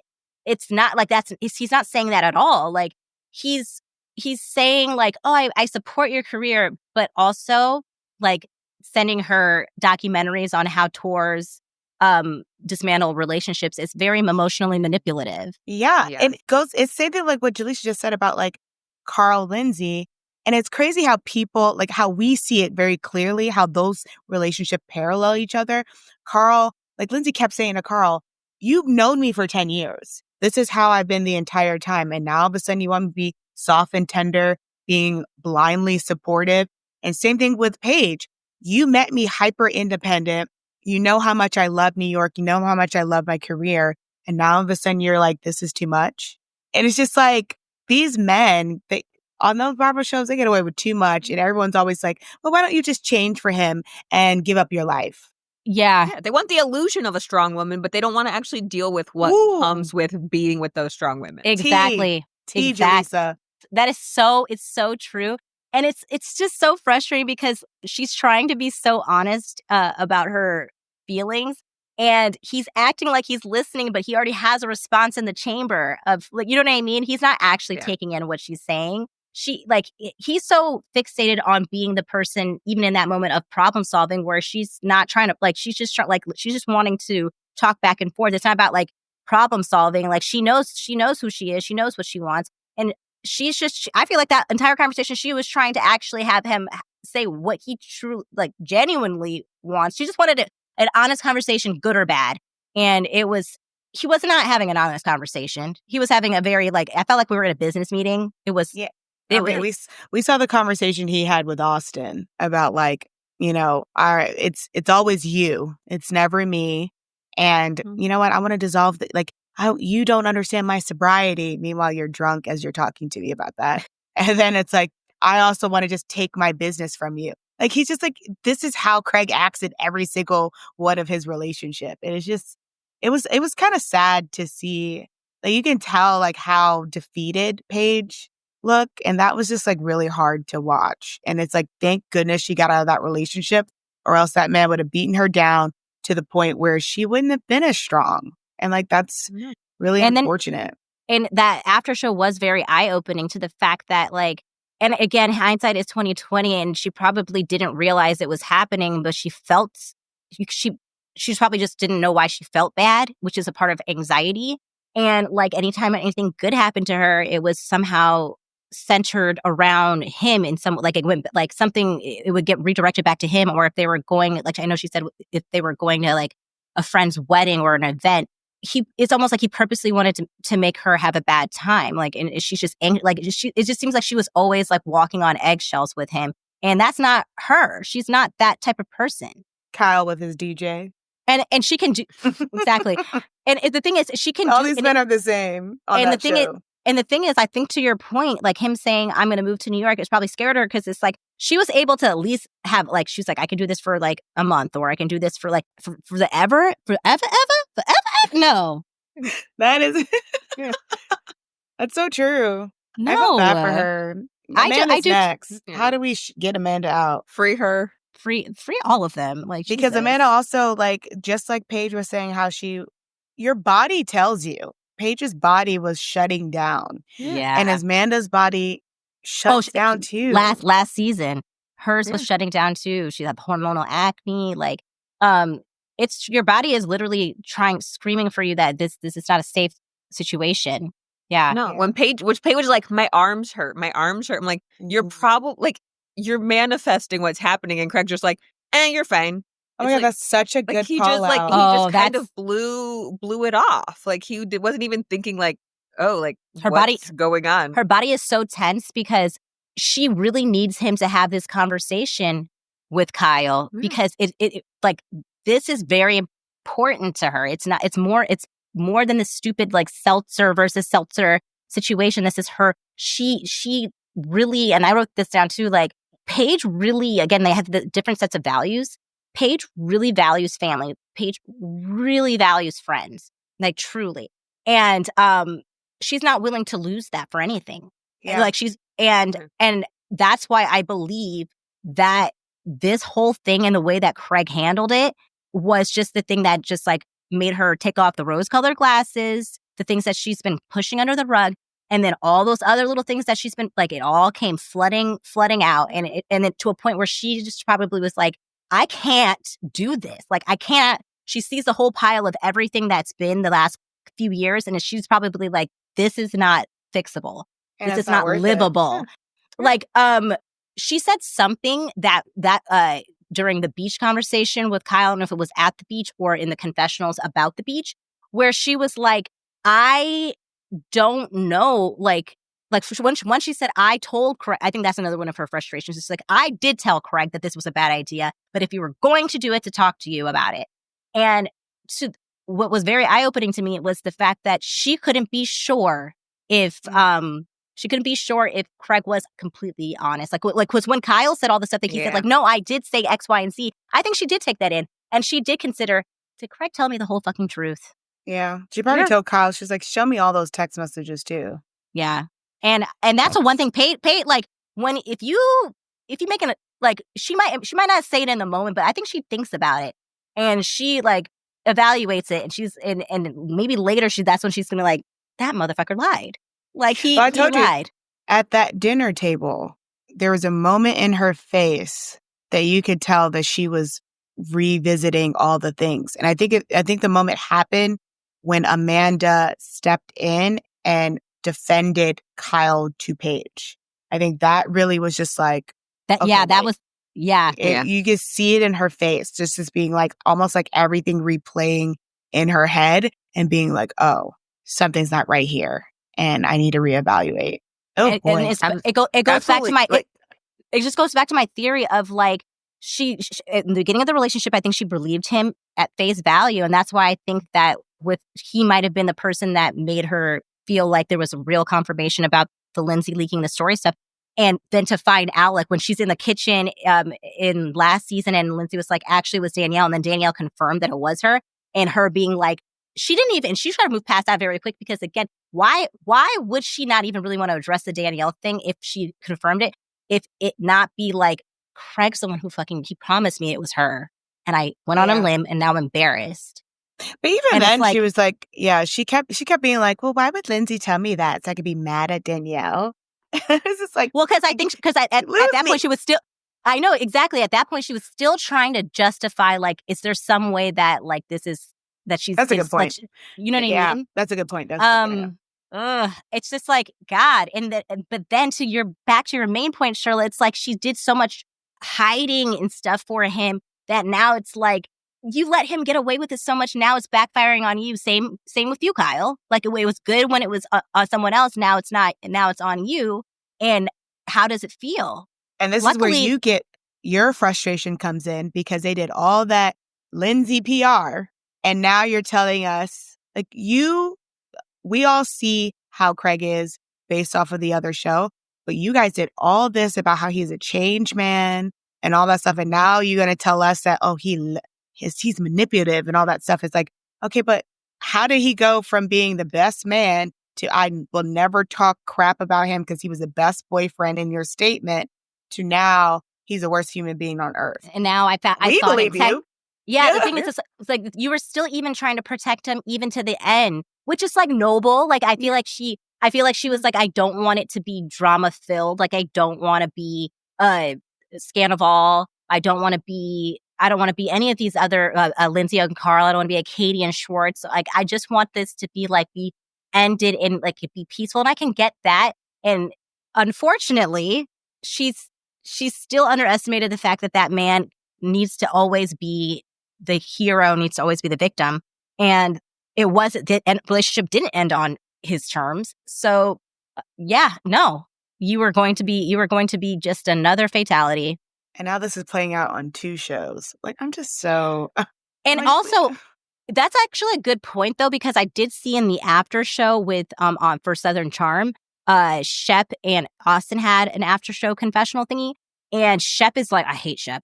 Shep is going in The on worst. Paige and saying like, and Yeah. and he and she never even tried to go on hang out with us, go on any vacations with us. Like, you didn't tell me in 3 years, trying to paint it as that she was never really into the relationship.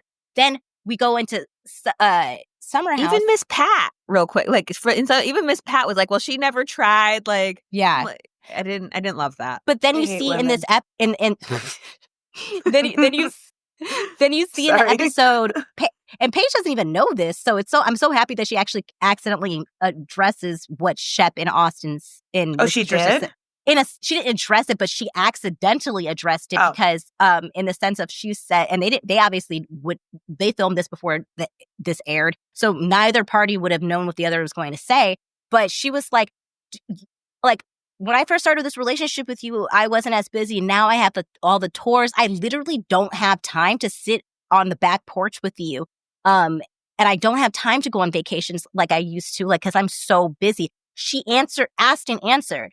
Like, that is the reason. It's not because she didn't want to. She's quite literally just that busy. Like, and that's, and if it, and anybody that has a really, demanding job that is like almost 24-hour type of job knows that like it's just you don't get to go on vacations when the fuck you want to. Meanwhile, Sorry, that Shep, man that should you do jobs. sorry, They Shep, don't that understand. that she doesn't have You know, generational wealth and she doesn't have to have a job. Right. He's just so Shep is the worst. But he Shep's the also was one of absolute worst. he did say the only thing that Shep said that was correct is that it's very convenient that they're both on two different shows, so they don't have to answer about their relationship. Because they tried to, and he was also doing it too, like Craig, of just like hiding, we're perfect. And then would also talk about other people's relationship. It's like, you can't do that, y'all. like stop. But Shep sucks. He just like, he also looked like he don't shower. Oh, he looked like he stank. He looked like he stank. And also Team Sienna. No, it smells like Team Sienna. Like them, like the way like that 100%. another lady who was very clear and just was like, we weren't talking about that. Yeah. And kudos to the editors for showing receipts. Like, she was like, she never said any of the things that he's relating. No. Again, that's and every time it goes back to.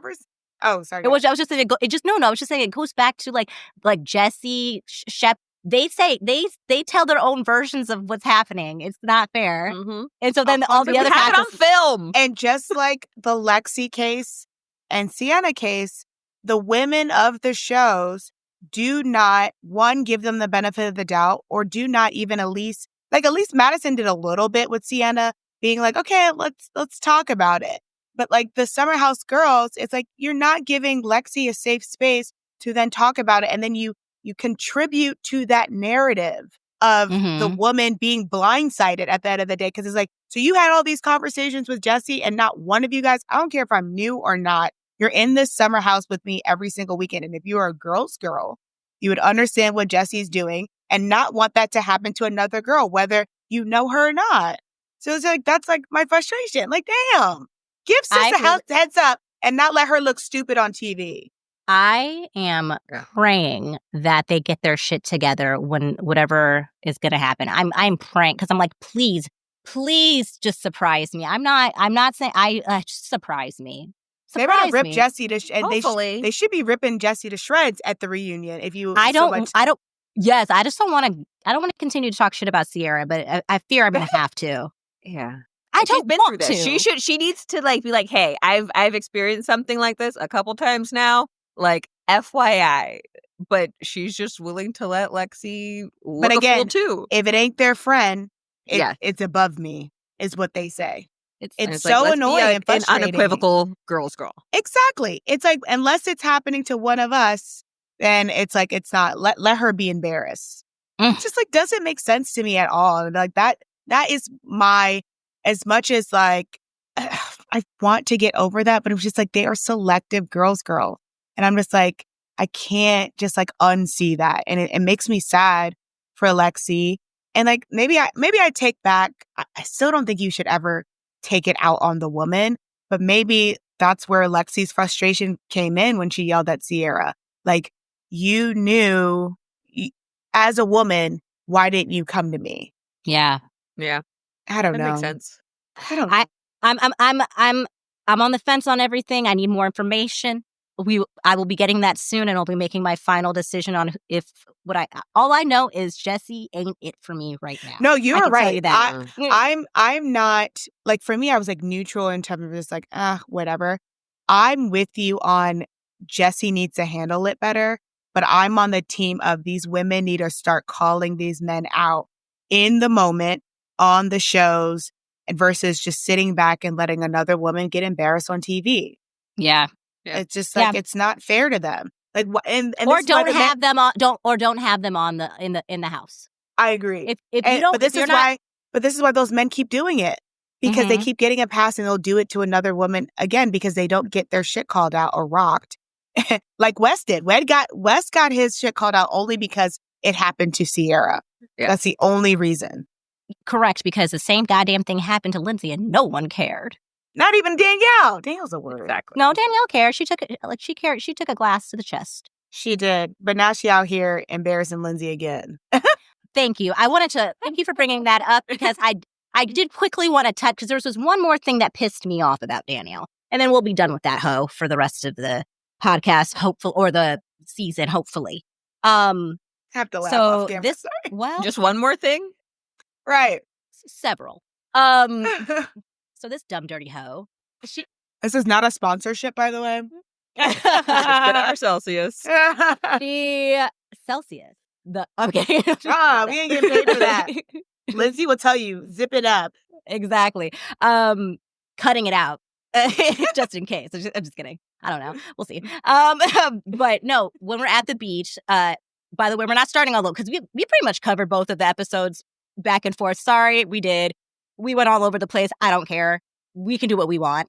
But to It's our just group go chat. quick, it is our group chat, and that's a real group chat. It's not necessarily like in order, and Yeah, we that's jump all over okay. the place. Yeah. We jump all over the place, and whoever wants to join the group chat, like, feel free to jump in all over the place too. We invite you. Right. But going back to the beach, what pisses me off is that Danielle's a miserable little bitch. And I say this because it don't matter what the fuck Lindsay does. She gonna do the opposite. Like, it's opposite day for Danielle constantly. Every day that's how she lives is opposite day. She always wants conflict. She is miserable, and I'm tired of it. So, she decides to pick apart Lindsay's decisions on living with her baby daddy, Turner. Danielle's the same bitch who said that Lindsay was moving too fast with Carl, a person she has been in a deep friendship with for 10 years. But because Lindsay has a fetus inside of her that is the size of a grapefruit, I think at this point of her pregnancy, she has to move in like it's 1950. Like, no. Like, girl, like for the first time, like, and I really thought that Lindsay, I'm not going to lie, I thought because we know how much Lindsay wants a family, how much Lindsay desires to have a child, to have the marriage, to have the all-American, like, white picket fence dream. I just knew in my heart that when we found out she was pregnant, that was going to be the trajectory, that she was going to move in with Turner or vice versa, and that she was then going to be engaged shortly after. I really honestly thought that. And I was so happy when she said, being pregnant, I refuse to let that be what progresses our relationship. And also, I think that it's also, she knows that she wants to have a child. And if this is how it came about, even though it wasn't intentional, she's going to take that as a sign that this was a time for her. And it might not be in the way that she wanted it to be, but she's definitely not going to force anything, because she did try to force something with Carl. And I think she reflected on that, really truly took it in, and she doesn't want to make that mistake again. I feel like and that's called being mature and growing. And here comes Danielle's all dusty bitch ass trying to kick sand and in my opinion, sabotage the growth, because she's not growing.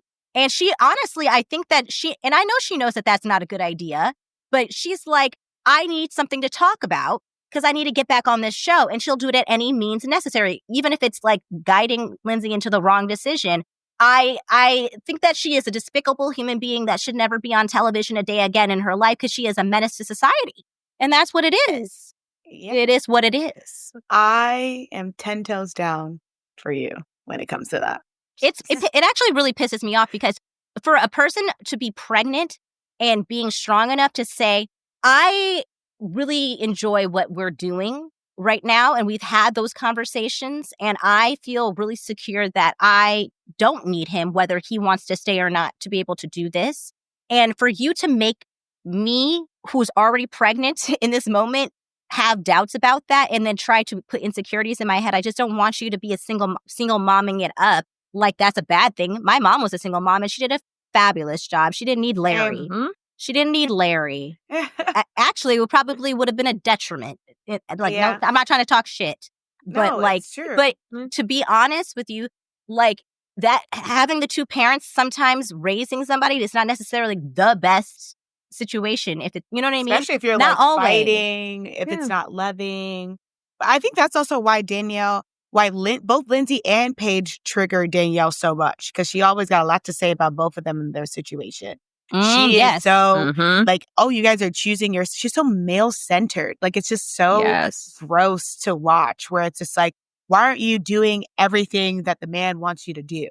Oh, you're thinking for yourself? Crazy. And it's like, meanwhile, she did all that only for that chef to leave her. So it's like, mind your business, girl.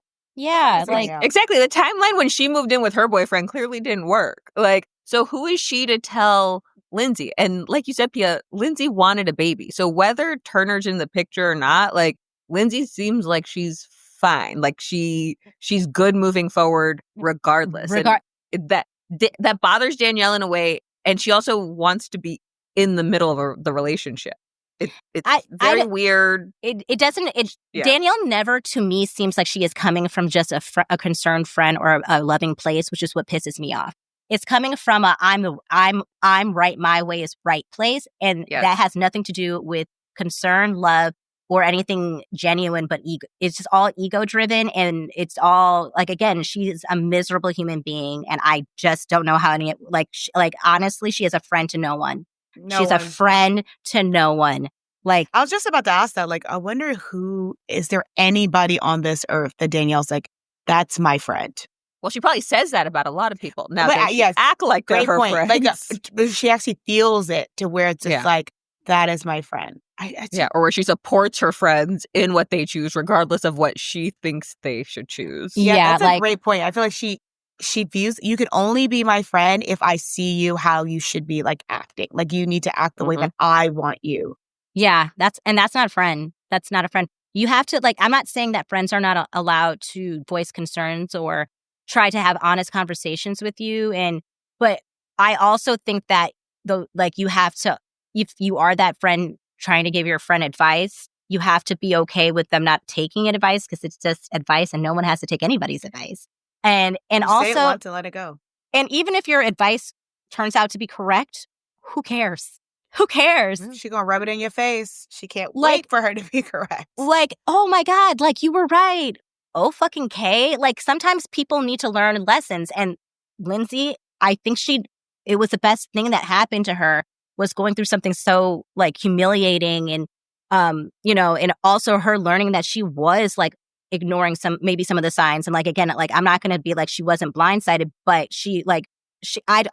again, our definitions of blindsided are completely different.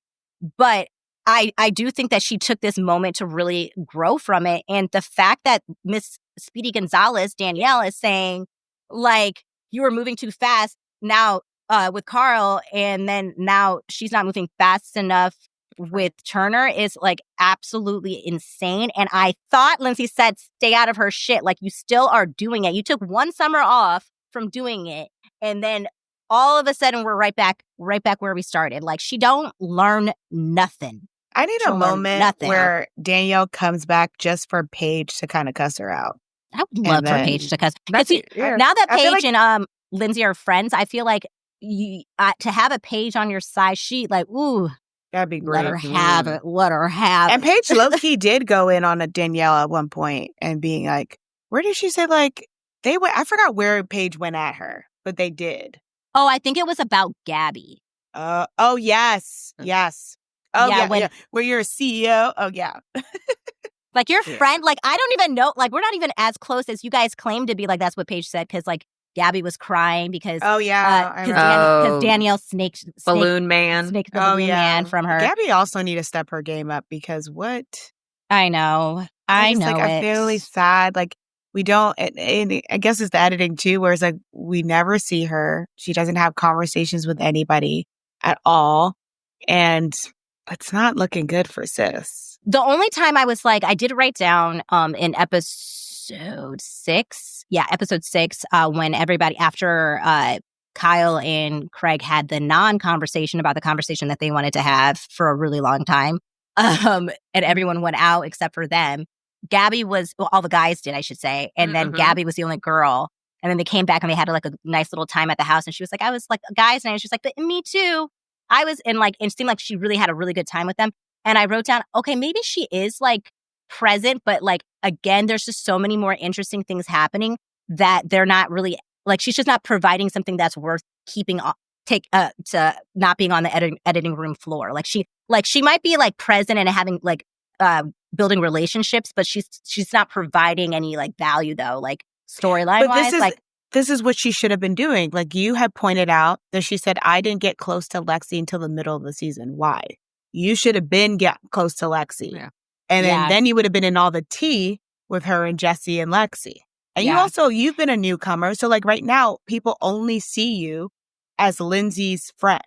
And it's like you had opportunities with new people in the house it's not just about partying with people. It's about forming relationships and getting to know them. And as they're telling, like, you have a moment every season, they have moments of like listening to a new person's story. Yeah. Why weren't you that person for Lexi? Especially when you didn't feel that was happening with the other ladies for you. Yeah. And it's like, and I agree with you. Like, she obviously gets along with people, but like gets along with the people in the house, but like stop trying to just like fit into that and just be a part of that. But like, this is still a show at the end of the day. She's giving friend of energy.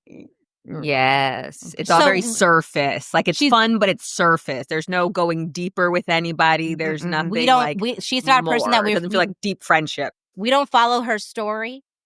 She is we don't see her in the city. Yeah, she's just somebody that contributes to the vibe and is occasionally there to say a fun little thing here and there. She's not, right. and I do believe she's going to. I don't think that from the interviews that we've seen, I don't think that we're going to see anything more from Gabby. I feel like actually I'm seeing a lot more of her. I feel like she's putting in overtime in the press right now. Ew. It's a little too late for me. It's a little too late for me. But you know what? Did they film a reunion yet? I don't think so. No, I don't think so. The reunion could save her. How it used to say Paige. She better learn, take some notes. I'm going to tell you this. Her Hail Mary is that fucking reunion. Yeah. Even though she wasn't in any of it, she better put herself in everything. 100%. In every conversation. I actually had a talk with Lexi, and Lexi's like, what talk? Well, this talk that... and just make stuff up. You know what she needed to do? She's re-auditioning. She's re-auditioning. She should go after Jesse. That's what she could do. Eviscerate Jesse at the reunion is what she needs to do. She needs to, I think that's, I completely agree. I think that should not, because like she tried to do it to Carl, not the right target. Not the right target. It's not going to be the right target because he's just going to say sobriety, sobriety, sobriety. Okay, it's like bravo, bravo, bravo. Yes. It's not going to work, babe. Pivot to Carl Jr. Okay? That's your animal. She needs to have a whole powwow with Lindsay to figure out what the right strategy needs to be. Mm-hmm. You jump on that. That's what I have a question, though. Get the PR queen. Right. Use her, have a secret stash of magazines in your... But I have a question, actually, about Carl, because I know we didn't talk about him because can be very forgettable. But something I want to clarify with you guys is that girl that he was talking to at the party. Lil. I know where you're going. Go ahead. When did he actually meet and talk to sis? Okay, so go ahead. He mentioned some game, but I'm like, was that the game that he publicly spoke about? Like when he went back home, he had a fight with Lindsay and ended up going to the game by himself? Or was this a different game? No, it was a soccer game. No. And he was No. No, he met her parents. That's a football game, I'm pretty sure, the one with Lindsay. He said in October he met her parents at a soccer game that he went to alone. But wasn't that the time that he also... Oh, shit. Yes. Well, did he already break up with her? Because the wedding was supposed to be in November. It was a month prior. It was 2 months. No, it was 2 months. It was 2 months. But even then, talking about you moved on too fast. Hold on. Only because I thought the Lindsay game was a football game. Maybe I'm wrong. Wait. I didn't know you were going to go here.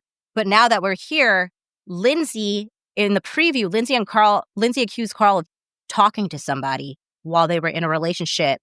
And Lindsay wasn't at the house when Lil was there. No. And I think that she might be putting together the timeline. But Lil was there. Lil was also there at the party before we found out in the after show. So Lil was at the house one of the weekends that Lindsay was there. Oh. Okay. Yes. I think Lil. I think Lil. Let me go on his Instagram. Okay. Also, this is where I thought you were initially going with this, Shirla, because I thought, am I incorrect in thinking that when Carl said how he initially started talking, like in the top of the episode, when he's introducing the fact that Lil is going to be coming as a guest, right, to this party that he's throwing, didn't he say at the top that they started talking because she slid into his DMs, right? That's how he initially broached it, right? Is that not correct? Yeah. At the you find out about the parents. At the end of the episodes, then we get more context that, actually, we met at this soccer game through the parents or whatever. Mm-hmm. And that was the first time we met in person. And then later on. No, I don't think he met her or the parent. Yeah, he met the parents. And then they started talking online. And I also wrote that was giving Brittany Cartwright for me. Because it felt like a setup. She's trying to be on Summer House. No, because that's what that is exact. I don't know if people know that. Brittany has been open and told the story. I mean, there's a few Bravo girlfriends, spouses now that yes, Brittany is planned. Brittany and Rachel are the only two I can think of right now. But Brittany, her mom and her saw that Jax was going to be in Vegas, and they went specifically to Vegas to meet Jax, and that is what happened. And Rachel did the same thing. Raquel knew that, what's his name? James Kennedy. Actually, both of James's girlfriends did that. Rachel and Allie. Allie, too. Like, I like Allie, but yeah, she knew. But the thing is, Allie. To a James Kennedy show. Rachel did that with intention, and Allie is claiming that her friend, who is a content creator, is the one who wanted to go. Like, she knew that that's why they were going, but she didn't. She was just more so tagging along, and then one thing led to another. Purposely trying to lead to dating James, where the other ones, like they had marks. Yes. So that's what I was like. Oh, they met at the soccer. And it was like, this is like premeditated as a motherfucker. And she was. I don't mean to be mean. That lady seemed cuckoo for Cocoa Puffs. I did something about her seeing off as a motherfucker. She looked like she gonna boil a bunny rabbit. Leave that lady alone. I'm telling you right now. Who compares someone they like to a lemur? That was very weird. She's giving me weird energy, and I know I sound mean because on face value, if you put pen to paper, she did really nothing wrong but make a really weird comparison. But I'm telling you, she got some type of off-putting energy. And I'm telling you, something is off about this lady. And as soon as I heard her parents set it up, I knew. I said, this is a cuckoo. Like, this is... Okay, Carl. Good luck to you. Carl deserves whatever he gets. I'm sorry. Yeah. Maybe I'm wrong, but I don't think I am. She was a little weird. She's beyond weird. But it's like weird, like... Not weird, like that's like I like weird people. Like, no, that's weird. Where I'm telling you, she will tie him up in a basement. Weird, like she's doing love spells, kind of. Like I feel like she'd probably like that kind of thing. Like and she did like she seems a little hippie. I don't want to maybe she's a little witchy, but it felt like a weird energy, not just like a weird person. She definitely wants to be on the show for sure. Yeah. I honestly, I know I sound crazy. I know I do, but I know she remind me of Joe Wenberg. Ooh, child. Yeah. Okay. That's what I can see that. I can see that too. You're right. It's she was going to be on lives acting like they had a whole ass like 10-year relationship. I'm telling you right now. And you know who else? Reunion. In this moment right now, I am Katie Maloney, where it sounded like Katie was being just mean about Joe, but it's like something about her is off. Like, it's like, okay, all right. Yeah. Yeah. Carl, I don't know what's going on with that man. He don't even seem into her. But wait, so Carl, how are we gonna investigate this timeline? I think it's gonna Jalissa, I think you might be right that I think it was a football game. Yeah, that's the only thing that threw me off is that I think the Lindsay thing was football, and I swear he said soccer. He did say soccer. Based on the timing. But they call football soccer. That's true. He could just be like, he could be lying. I also think that Carl's a liar, so I wouldn't be. Agree. I also think that Carl has made it very. He's been breadcrumbing us again.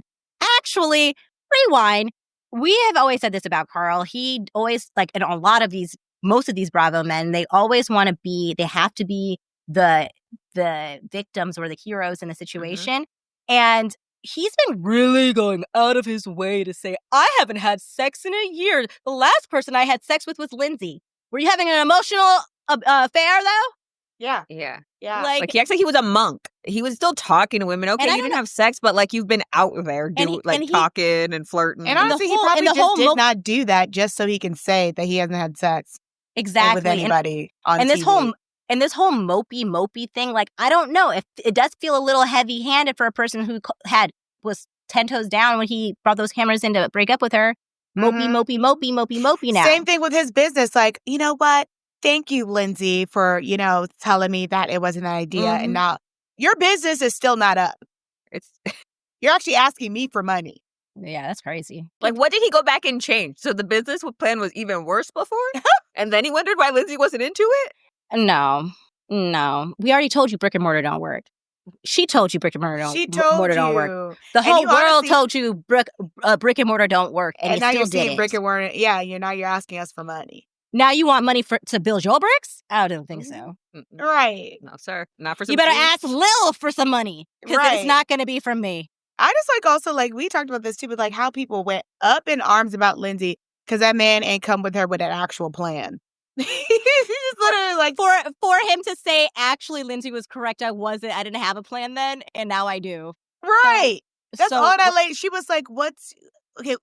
So you took her So you essentially took her advice in some capacity and came up with a plan, which is what she was saying in the first... Okay. All these apologies at the reunion, I want them to start a 15-minute segment of everybody apologizing to Lindsay. Just go down the line, each one. Everyone. She really is. That woman. This woman does really deserve an apology. And it's so funny because I am glad that so far, crossing fingers, that nothing changes. I am seeing with each week people really having more positive things to say about Lindsay because with the whole Kyle confirming.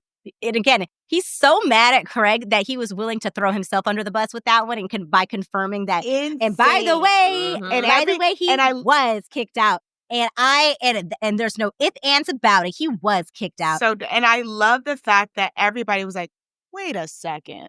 Ain't this the whole reason why y'all were eviscerating Lindsay at the reunion? I love the flashbacks of watching them be like, you're lying, everyone, Amanda, Kyle, that never happened. Lindsay, you're the one we know leaked it and all these different things. And I just love that I looked at the comment section. I think it might have been under the clip of Amanda not wanting to really apologize to Lindsay, that they kind of threw her under the bus and straight up that's what they did.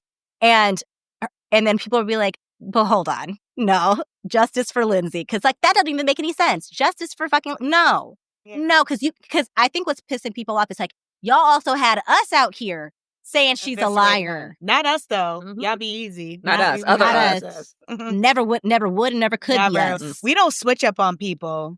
Mm-mm. Well, I mean, we also okay. I that's not true. I will switch up on you if women. We will defend. Wait, Danielle, we were never. Well, we were like neutral. I liked her on for her Danielle. love. Yeah, I- we, were okay, neutral. We weren't like this. We weren't like this about the only Danielle. time we were like, We didn't have enough information. We didn't have that. well, the only time we defended Danielle was when Sierra threw a glass at her.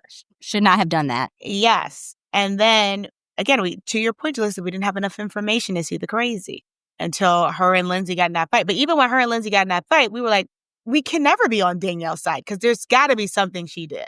Even then, we said that. Yeah, no, I was. But we defend women. No, we defend. We defend women first always. Oh. However, I think what makes us well-rounded individuals is the rule is like you can have the rule, but there can always be an exception to the rule. Women first always is the rule. However, bitch, Mhm. like we'll give you the benefit of the doubt, but once we I will always give you the benefit of the doubt. But Yes. I need a receipt. Mm-hmm. I need a receipt. Give me And that if the receipt. receipt is fraudulent, I will turn my back on you. Yes. Like, don't, Like I because do you to will Danielle. not have me looking like a fool. No, that's it. ma'am. And I know, Ma'am. speaking of looking like a fool, and I hate to do this. Oh, God. Uh-oh. What? And this is not even Summer House, but Vanita. What is going on? Vanita, I'm just like, Vanita. I'm trying to understand her timeline. I'm trying to see why she is upset, but I'm not seeing it. Well, apparently I her and JT ended up dating after the season, after the Yes. season filmed after all that. That's what she I said. found out. Yeah, in this past episode, like I'm my girlfriend timeline. But I don't also, real quick, understand. with the girlfriend in the picture he posted, the same girlfriend they showed in that other picture where they were having dinner, because it also looked like two different girlfriends okay. Oh. that JT had. So I need to know timeline. I was going to just I didn't want to pile up sorry. on Vanita. But And- anyways, let's get back to Vanita. Well, you're forcing my hand. Vanita, Talking about making a splash on a show. Jeez. Vanita, I am embarrassed for her on so many levels. Mainly because I fear that I might side with JT. Which is gross. It sucks. It's And like, please. And I was actually just not going to say anything because I didn't want to have to say that out loud. And And girl. damn it, I'm sorry. I'm sorry. It's just like I am so mad about it. And also, she did something that like really like she's giving me cringe in so many ways, and it's not even just with the JT, even though she's giving me so much of that. I recently saw her on her episode of Watch What Happens Live, and she did the thing that kind of like where she thinks she's eating, where she's like, I straddled JT and like, I know you want this, but she did this with, okay, so Andy asked Vanita on Watch What Happens Live, are you dating anybody? And she was like, no, but I'm like, she said something like kind of like I'm putting feelers out. Like I did slide into someone's DM that's on this network, and I was like, we're on the same network. It's weird that we haven't like run into each other. And he gave me a follow back, and I'm like, I don't know the way. Like I don't even feel like it's I'm doing it it's justice. very pick me. It's pick me vibes. Yeah, It's almost, but it feels like, yeah, and I feel bad because it's like I can't even like describe. Like you just have to watch the clip. Anyone in the Bravo sphere that you have your eye on? No, but there is a man that is on NBC that I have my eye on. Oh, really? On NBC. It's on NBC. He's a Chicago PD. Okay. Yeah. I don't know him, but that sounds exciting. I just found him a couple weeks ago, and I think he's handsome. Oh, right. You should hit him up in DM. Oh, I slid in his DMs, and I said, it's so funny. We work for the same network, but we never ran into each other. And I got a follow and a response. Oh, You know? right. Clip. But I was like, oh my God, it just seems so cringy. And she thinks that she's eating, and it's like, oh no, and everyone sees it but her. And I just feel very embarrassed, and I want her to stop it. Well, also too, like, and these ain't her friends, because her friends are watching this back, and they're still being like, JT. You need to be like, we need to shh. Mm-hmm. Let it go. Let's move on. Like you said that you bought like, and then she's doing it. I don't know if she's hanging out with Craig too much, but like she's doing a thing where she's like being very misleading. Like, like when she was in her after show thing with Leva, and Leva says something like, didn't you have to pay for the $5,000 suit? She was like, and did he pay you back? Did he pay? I think he said Venmo. Yeah. Maybe he said Venmo. So I think Leva said, did he Venmo you back? And she was like, no. Oh yeah, she didn't say anything, but it was PayPal. Or I But think he PayPal. it was. She was like, I just said that, and then here comes JT having to literally, and thank God he had a receipt that had a memo line in it too. I do that too. I always, whenever I have to pay somebody back for something in any capacity, I even do it with Sean, who is my fiance. I write in that memo note what it is, because at all the the end of the time. day, nobody's ever going to tell me I didn't pay for whatever I was supposed to pay for. Oh, that happened. I'm so specific in my memos are airtight. That okay? actually happened to me it was like 6 years ago. I remember this girl was like, oh, her like computer, because she had like a log of everybody who paid her for something. And she's like, oh, she never paid me. I pulled out that screenshot with that memo, said, there you go. Mm-hmm. Because you're not about to get me. And yeah, you're not going to be like, well, that was for that. No. It says it has the comment of what it was for. The $5,000 suit that the money you loaned me for. Mm-hmm. That is what it was for. Don't try to say it was for anything else. No, it was for that. But then, like, then she want to come back, and then she's like, when he produces the receipt, this is where it got me. I was like, Danita, I am trying my best, bitch. But then you want to say, I mean, she asked me if he Venmo'd me, and he didn't. I was just being cheeky. He Venmo'd me, like, or PayPal'd me. Yeah. But I also you know what the fuck she was asking. I also saw the clip in like just a little bit of clip of her Watch What Happens, but her being like, yeah, but I just don't understand why he's like embarrassing me. So you're mad that he's producing receipts? So you just thought that he was just going to eat that? Because she was like, because I've been defending him when nobody liked him and all that stuff. But like, you're now lying on and perpetuating this whole narrative about him. And so now he's defending his name, and that's embarrassing you. You thought he would never tell that's where I'm so confused. And that's why we going back to what we said, women first, that we believed Vanita at first. I believed Vanita at first, but I'm not going to sit here and say, and especially that she keeps getting contradicted with actual physical proof of stuff. I'm not going to sit here and say that I now trust everything that she's saying when she has. I believed her at first, and then this man can literally tangibly show me hard proof that that's not correct. Now I'm doubtful of certain things, or I think you're delusional. One of them. Ooh, sis. Either you're a liar or you're delusional, and I don't know which one is worse. I'm gonna go with delusion. Yeah, because that's something that feels embarrassed. Because at least like liar, like you know what's going on. Delusions. One day the bubble's gonna burst and she'll wake That's up. why, like, even when she was telling, that's why I feel like, again, like, you have to watch the clip because like it just sounds like I'm being mean, but you'll understand when you watch her tell this story about this mystery man. Oh, I think he said he's on I think he's on a TV show, like NYPD Blue or like Chicago PD. I saw that. Chicago, yes. Yeah. And it's giving, does he know that, or was it like, oh, like, yeah, sure. Like there's plenty of people that like this social media. I think we all know how social media work. Just because you follow somebody doesn't mean you're interested in somebody necessarily. Like I just see Vanita, you need to show me at this point, I can't go off of what your recollection of things are. So I really need you to start providing me with the screenshots. She needs to post the DM conversation. That's what I'm saying. At this point, did he respond or did he just follow you back? Yeah, and now she's running with the narrative that they're gonna be like that's the shit. Like I'm talking about, Vanita's giving me Lil vibes a little bit too. Like I hate that for her, and I hate that for I really do. I need to find out what happened with her last ex. I need to hear from her ex-boyfriend now, that black man. What happened? Oh, he moved. Yeah, he moved to New York to be on Broadway. But even that, like the conversation they had on TV where it was like, you're going to come with me? You can't. Yeah.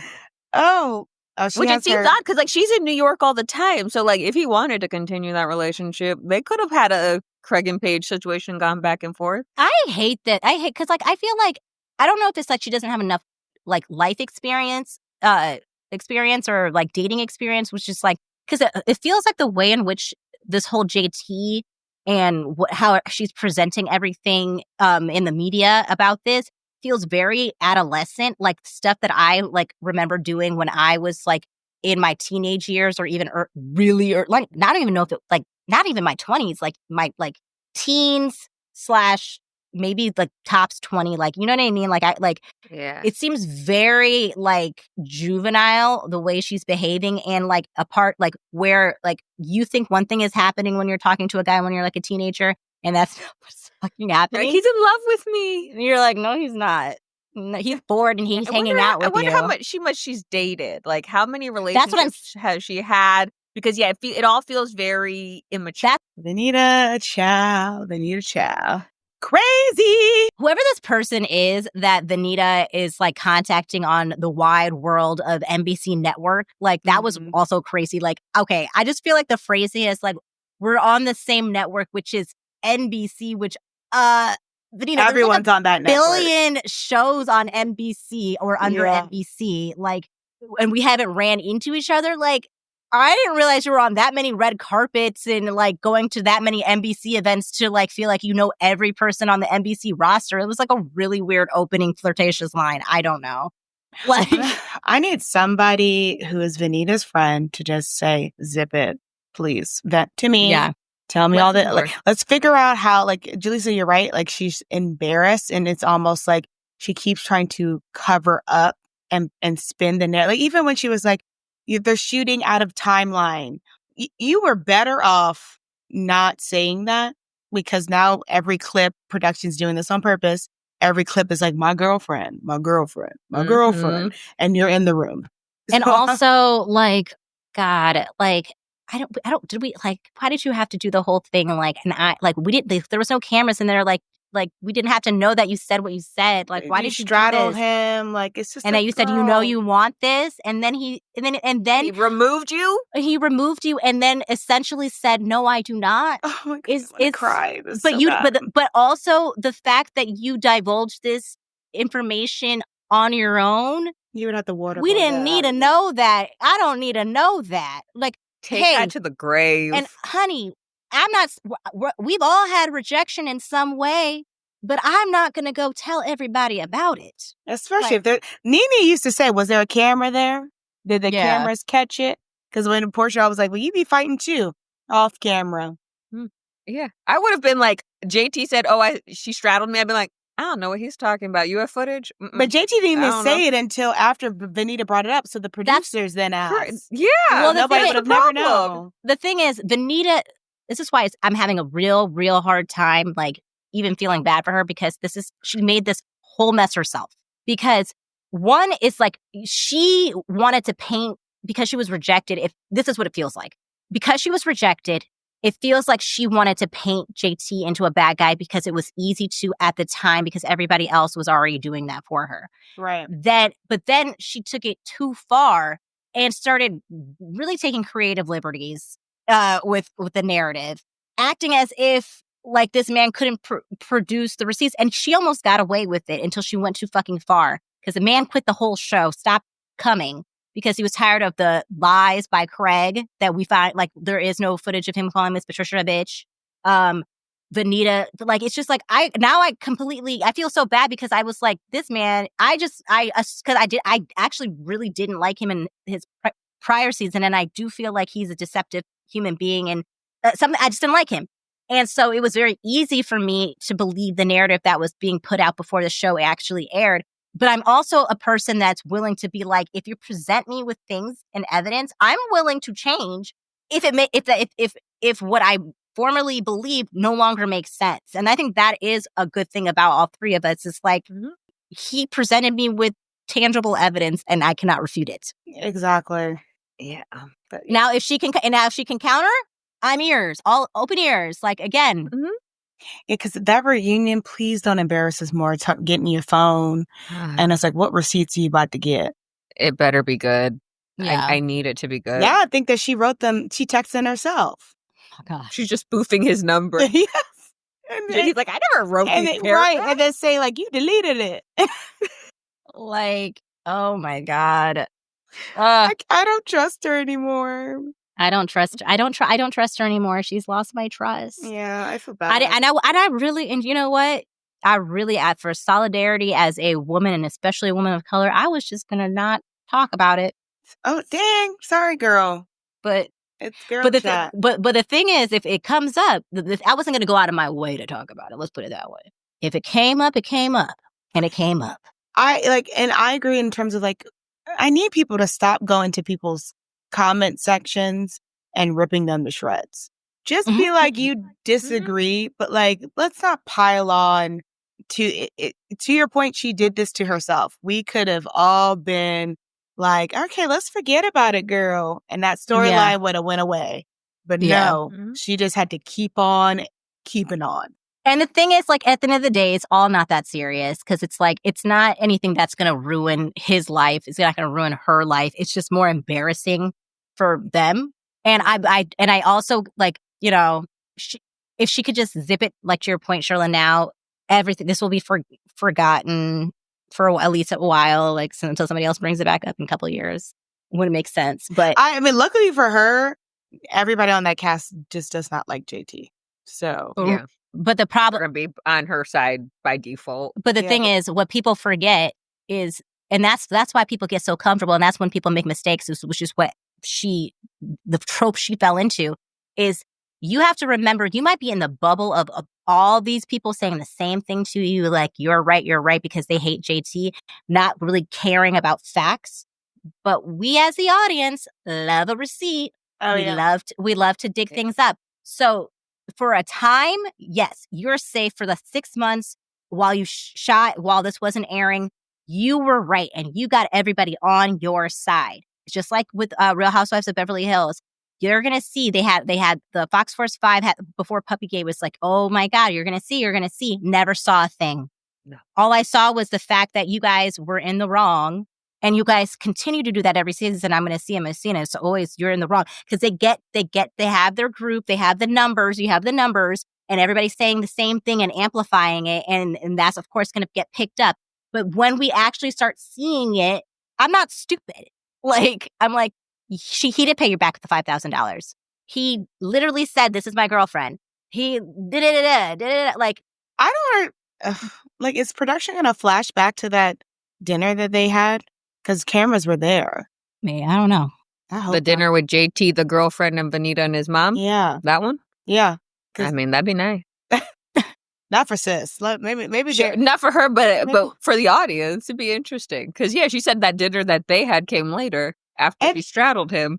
So, Ooh. I don't care with the order of operations. The straddling should have never happened, and I should never have known about it, even if it did happen. Okay, Ever. Okay? It doesn't matter. It could have came before X, Y, and Z. I don't like it. That should never made it to air. That Should was never made it to so air. bad. Even just like the little things that she, like when she came over after hearing, you know, some black girl comment. Even the whole thing of like whether that happened or not, the barber had said he was like, some cute black girl is coming on to me. That's also problematic for him to say. so it's like, oh, it's okay. You said cute. Like, Yeah. And no, so then it's still a problem. right. And then you go over to his house, kikiing in his face. I'm like, your haircut's so cute. It was just so bad. I was so embarrassed. I was like, sis, let's not do this. Oh my gosh. I feel bad for her. I mean, they talked about like Shep simping over Sienna. Like, Oh, I love that. Vanita, Mhm. like, stop being a like the Yeah. way she just like the moment he says something, she just melts into a puddle, and it's like, what has this man done for you to deserve that? Vanita, the thing is, the delusions of Vanita is that she thinks she's doing what Homegirl's doing to Shep, and she is not. No, Really? she's acting like a Taylor, not a she's acting like a Taylor, not a Sienna. Taylor's another one. What is her problem with the Sally girl? Like being like, I was trying to be a friend and look out for my friend. It's like, no, you weren't when you told Austin about that. Like, she's another pick-me-ish girl that I also can't get Well, because with. Sally hates her boyfriend. And everyone hates her boyfriend. He's dated everybody. I can't with Taylor. Taylor is dead to me when she turned her back on her friend. Oh, yeah, Olivia. Oh yeah, that Done. was bad. Yeah. Yeah. Oh, yeah. We can't. These women. Child. I don't know. We did a little brief Southern Charm Crossover. Sorry, It a was- tangent. This was a over episode, just much like Chicago PD. Is that what it was? They do that. They do. They do. Chicago Fire. Chicago Med. Chicago. I mean, it was bound to happen that we were going to run into Vanita on the Bravo network, like Oh, you know. yeah. So Yeah. it happened. It was a crossover episode. Bonus, but it was bonus content. But to wrap up Summer House, I feel like again, orders of operations was the theme of, I guess, this podcast, and we didn't have any. We were bouncing back and forth between episode 5 and 6. That was not what I thought was going to happen, but I actually am pleasantly surprised, and I'm not mad about it. Yeah. Same. we hit all of what happened, essentially. I think the only thing that one quick thing is really not important. I don't really need to bring it up, but I'm gonna. Okay. We talked about Amanda's swimsuit line, and now I understand more of why she was limited in what she put out, because I feel like she didn't, like, from the conversation she was having with Gabby, with this first deal, because it's not like she's just making this line on her own. This is in collaboration with already an established brand. It's almost like a collection, more so than it's her. Yeah. That I think she wanted to turn. She's not designing things from scratch. Like, she's taking what they have and tweaking to make it hers. It's like Jax's Bar and Grill. It's really Rocco's. Exactly. So, and that's not throwing shade at Amanda. Is actually helpful to know that, because But it it's makes more smarter. sense. It's what we kind of talked about is what Carl should have been doing. Like, literally get people familiar with your stuff, and then, and then go the next step. Like, he's just jumping to the end of being like, I want to open this without getting any experience or taste of what's happening. Like, Amanda's doing it right. So it really wasn't. I know I made it shady, but it is a comparison where it's just like, I actually am very, very, and she's honest about it. She's not trying to, like, Jax tried to pretend like he made some bar from the ground up. Right. He got it up faster than anybody else on any of the shows. Yeah, because it was already established thing that was already happening, and they just slapped her name on it. I do think that Amanda, like, was a lot more involved, but there was limitations in what she could do, and I love that she was really honest and showed us the process of that, which made it make more sense. And I really think that actually gave me so much, and especially with piggybacking off what you said when we talked about it on before, that, like, she is trying to take the feedback, because I think that if this goes well, she's going to be able to have more creative license, and I think we're going to see better results in quality and functionality and design once she gets to have more room and stuff like that. And also the price point might go down too, because I actually went through the price points again, because I was comparing it to White Fox. And I actually put that in the visual for episodes on 1 through 3. It is way too high. In comparison, because I don't know why in my head White Fox does have a couple of items here and there that are like $40, but actually generally their price point is like between 20 and 30 something per like bottom or top or whatever. So, and hers are starting at like 60 to like 80. Those margins are crazy. Well, probably because it's a collab. So then so now both of them have to get paid. But I mean, it's actually very smart what she's doing. No, it's really hard business. Oh yeah, for sure. But it's very smart. But it also, like, some of the criticisms that we had now down a little makes bit. sense. But it makes sense. It's not up to her, and it's not her being delusional. It's like, it's literally what she has to do for the moment. And I feel like moving forward, we're gonna get to those. It's kind of like Shark Tank. Shout out to Brittany, who got our bestie, who we mentioned that we went to her wedding in Africa. She, our bestie, she has an amazing card game called Hella Awkward. It's that she started with her and Build a brother. Bay. And Build a Bay. That's the spinoff, the extension of that. And she built it with her brother and her sister-in-law, Brandon and Jane. And they did it in the pandemic. And they're in so many different stores like Target. Where else? Walmart, a lot of online, a lot of places. She went on Shark Tank, and none of the sharks passed. 3 of them made her an offer, and she got full offer ask. She was got on her ass too. She's on. Yes, Hella Awkward. Check out Shark Tank. Check out that episode. She's about to blow up. You can rewatch the episode on Hulu. Yes, it's on Hulu, and she's literally the first. She opens the show. I think it's episode of the newest season. I believe episode 13. I will. Yeah. So check that out. Sorry, spoilers. But whatever. Buy the game. But buy the game. That's the most important part. Buy the game. Watch the episode, because I actually think it's a master class on how to sell yourself, your business. 0 notes. Not just because she's our friend, but like it was amazing. Should we send this to Carl? So you can honestly, learn how to sell a business. To take a lesson from Brittany. Please learn. But the reason why I even brought it up is that I was going to say, because I watch Shark Tank all the time. In business, it's not unusual to have crazy margins or high price points, which is why you need to get investors like a Shark or something like that, or whomever, so you can be able to bring it down. So I think she's actually, with all that said, I think that Amanda is going to do really well. If she can scale, she can bring down her price point. Yeah. She probably just needs to make more product. Yeah. So let's hope it goes well in the future. I think it will. I'm really happy for her. And she needs something on her own. She also needs to Yes. keep Kyle out of this business, please, Yeah. because he's going to start to be like, I know better, especially if it starts. And again, he has that Craig in him where sabotage. Mhm. Like, I Mhm. know what I'm doing because I got Loverboy up the ground. So let me give you tips, or this needs to be involved with Loverboy, all those things. So keep that man away, please. Yeah. Mm-hmm. So yeah. But go Amanda. Go Amanda. I'm really happy for you. I'm like, I hope that everything works out. And I really think it is. I really do. I really do.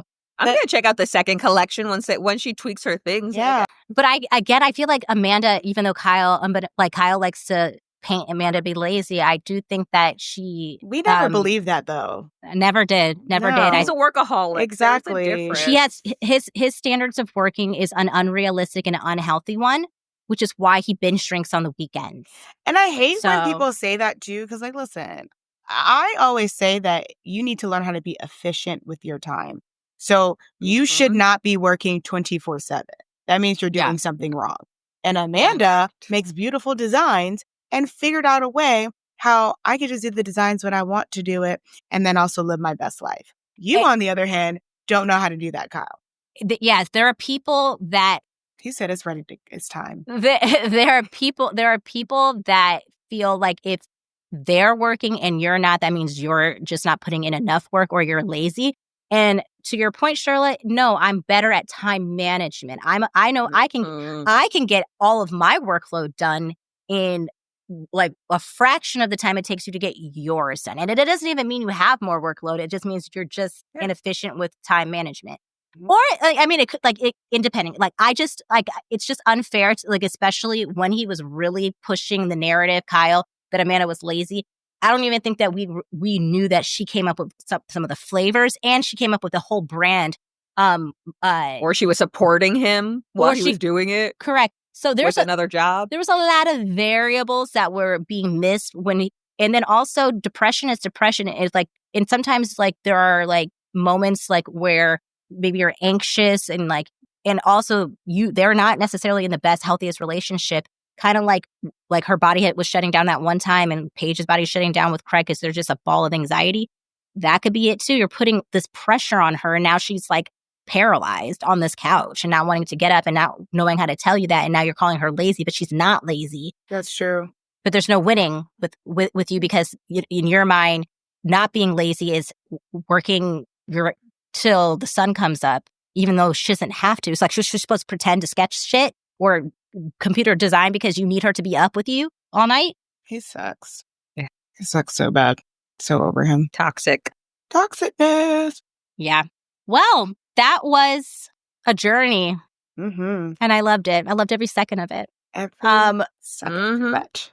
And I'm excited to have Lindsay back next week and Lexi because I'm excited to have Lexi back in the sense of I didn't think I was excited until we did this episode because I didn't realize I thought I was indifferent until I started talking about it and I was like, I guess I'm not.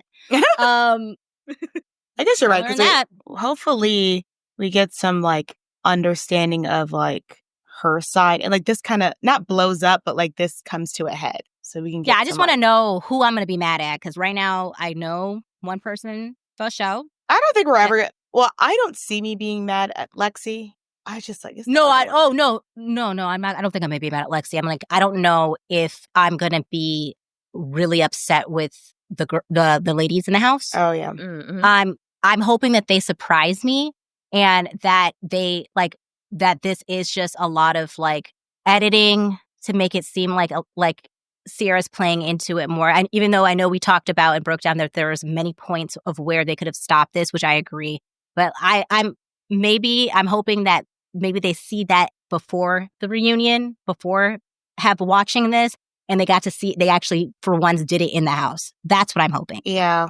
And this is where we love and we talk about this all the time about all these shows, whether it's Real Housewives, but or one thing Lindsay does, she calls it out in the moment and they get pissed at her for that. But that's the best way to do it. Stop waiting until you watch all these episodes knowing and be like, oh, I didn't know that. You did know that. You also have the history. You saw some of it. Yeah. You know the patterns. Or even out. The problem is fine. You are not there with their conversations, but it doesn't even seem like they're giving her a chance to get to know her or understand her side. They already just immediately just have written her off. Yeah. And I can appreciate the fact that maybe Jesse doesn't want to be in a committed relationship, especially since he got another year of being cancer-free. However, that doesn't give you license to be dishonest or play in anybody's face about things when they're being very clear with you with their intentions. Yes. I'm completely fine with him being like, I am cancer-free. And I'm just saying that because I think that is one of the reasons why people are much more sensitive to him in the house too. That's a part of it. Mm-hmm. And also giving him more of I don't know. I just feel like giving him everyone. I feel like that is why a lot of people don't come down on him so much because there is that element, and we have to acknowledge that. But I'm not going to sit here and villainize a person that he chose to date, that he's telling somebody X, Y, and Z, and then make her seem like she's batshit crazy. The thing is, it's to your point. It's okay if when you receive new information, it's okay to change your mind. But tell that person, hey, we started off a little bit hot and heavy, but now I'm just I'm not sure. It's okay to not be sure. Be honest. Exactly. That's all you have to do is be here's where I'm at. I like you, but I'm not sure if I'm ready to be in a committed relationship with you at this moment. Done. What's wrong with saying that? Yeah. And then if Lexi continues, then okay, that's on her. She has the information. Exactly. Yeah. But these summer house men, they don't want to give all the information and then be like, "Oh, you're crazy." Oh my gosh, the Carl roadmap. I feel like we gave Jesse and West a fast pass at being a star of Summer House on their first year. Because we were so over Kyle and Carl. That's who we had to so that it was just West and Jesse, yes, breath of fresh air. But the thing is, they are literally mini Kyle and Carl. They're literally even the height, the hair color, the everything. That's they're the same. Fucking West is the comedic relief. That was it's insane. I still to this day believe that the reason why it's not a coincidence and that the producers were absolutely going to replace these people, and they needed to find, and they were going to replace them with the younger versions of themselves. But in some fucking weird, fucked up parallel universe, they all really got along, and they thought it was really more interesting to have both versions of them at the same time, and that's what happened. That's what I think. Yeah. We gonna see. I'm excited for the next episode for sure. Yeah. Okay. Well, that wraps up episode 5 and 6 and a little bit of Southern charm. Yeah. Thanks, Benita. Yeah. Oh, Benita girl. Benita girl. Sorry to that girl. Benita drains me. We were rooting for you. Benita drains me. But JT definitely gave us receipts. Timeline proof. That man said not on fucking everything. Said, not on my watch. She got it all. Not on my watch. That's You're not gonna call me broke on top of everything else. Oh God. Now he's also poor eat. Hate to see it. Mm-hmm. Well, he learned. He's like, I don't have receipts about the Craig thing or about the Miss Pat thing or the Madison thing. He's like, I'm keeping all my receipts. The way the production keep it we really don't have this footage. Mm-hmm. Right. Footage not found. Benita over here having pretend amnesia about the whole. I think what also makes it worse is how Benita was because his leg was injured. So being like, don't go all the way to your car to get your wallet. I'll pay for it. That makes it so much worse. It was her idea. It's this bitch offered. And I paid her back immediately. That was what's crazy. Immediately. And it's what was she thinking to think that we weren't going to believe him after seeing receipts? It's girl, Vanita. Oh my gosh. I If don't you're even gonna lie about something where like there's no proof, as Craig usually does. Yeah, like the only Craig, you are no Craig. That's why I was like, you are not Craig. Craig is a very good at like not the reason why he gets away with it is that he don't lie. It's like He embellishes. He embellishes omissions of the truth, and yeah, he does a lot of trickery with the way he phrases things. Yeah, because He's a wordsmith. to what you He is a said, wordsmith. You said it, Pia. He's a gaslighter because he even had JT questioning him. He was like, "Did I call her a bitch?" Like, that was crazy. When you have like you know he's a known liar. JT was like, "Did I call Miss Trisha? I really don't recall. I don't calling her a bitch." But And it's because like and that's and again that's sorry. Okay, you know what this actually gets me to wrap it up, and it goes back to why I was so like it sounded like I was just like acting as if Kyle is some innocent person on this. It's just fucking frustrating because I could like if you know the conversations you've had with Craig, and then he just straight up like you're like, but no, like yes. stop. Well, he was like, it. he was even like, I sent you back this nice text, and then Kyle's like, he thumbs up the text. Like there was like this conversation. That's why Paige had to fire him. Right. Well, that also like thank you for bringing that back up. Oh, I loved that moment. I wrote that down, and that was a good moment because it happened. firing Craig. Yeah. He had his review, and he was not renewed another year. Sorry, Craig. Oh, this is also another reason why, like, it was also Craig frustrates me, like how Carl same way frustrates me too with the audience. It's like you're not picking up on, and this is where I understand your frustration, because like the audience is not picking up on the little things. Like you're just like they are completely being condescending at the moment, and they're completely like having this. They have a scary side to them. Yes. And it's like, but they're just like, oh, but he's so sweet. He's so cute. Right. It's like you can hear the little things under, like, I think that we're really good at hearing the quiet parts. So like, sorry, this is like keep going on. I keep trying to end it, but like, there's just so much to it. But like last season when Carl, like we keep on saying Carl does a breadcrumbing thing. And this is what even like possibly he could be doing it again this season with like, he knows possibly the timeline or emotional cheating might be coming up. I know Lindsay is going to accuse him of some type of stepping out. We don't know if it's Lil or if it's somebody else. Mm-hmm. But last year, when he was breadcrumbing that we knew that he was going to break up with her, it's like when they kept on having those fights inside of the car that had no camera. Yep. Mm-hmm. And then we would go on to there was the moment on the dock where Lindsay is like having the conversation, and he slips up a couple of times where I don't feel like people were pointing this out enough, where she was just trying to tell her, he's saying what happened, and she's trying to say what she thinks happened in the car that no one has cameras for.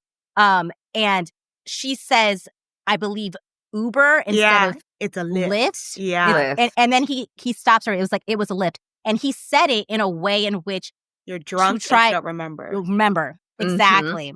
So therefore, anything you're saying is invalid. And it's like, like Vanita wasn't drunk when Levis said PayPal and Venmo. It's like, great point. Honestly, we know what, like when we talk about like a place where you can send money, Venmo, PayPal, Zelle, Uber, Lyft, Yellow, a rideshare is a rideshare. A rideshare. It like the knowing if it was a Lyft or an Uber really is irrelevant, especially when Lyfts and Ubers are just people's personal cars, and some people work for both. Yeah. So it's like, it's not like it was like this, like, it doesn't matter. Like, it was just, to me, in that moment, it showed what Lindsay was trying to articulate, which is that Carl does this thing with her that people don't notice, and it riles her up. It's that, like, he's saying, like, no one else hears it, but he knows, he makes sure that she does. And then when she explodes, it seems like she's doing it out of nowhere, but he has said something to her. So like it's so such hard. Like point. it's people like that are very good manipulators, good gaslighters, and that's why they get away with it for so long. It's not necessarily so obvious. And he's doing it right now too, just like we've said, in terms of like, I haven't had sex with anybody Yes. And, and it's like, it's almost like he did that on purpose just so he can say that. Exactly. And, That's yeah. So And he's the martyr. Yeah, exactly. 100%. and then he keeps on saying things like, like it's just so it's like he's careful to not blame her or say that it's not okay that she moved on so quickly. But then he does it where he's like, I just want to take more time to mourn the relationship. He's doing like he keeps setting a very specific thing of that he is been going out of his way to get over this with great time and great reflection, as if if we find out that he was already talking to somebody within even before they broke up, it completely negates all of what he's saying. You know what I mean? Even So him saying, he's establishing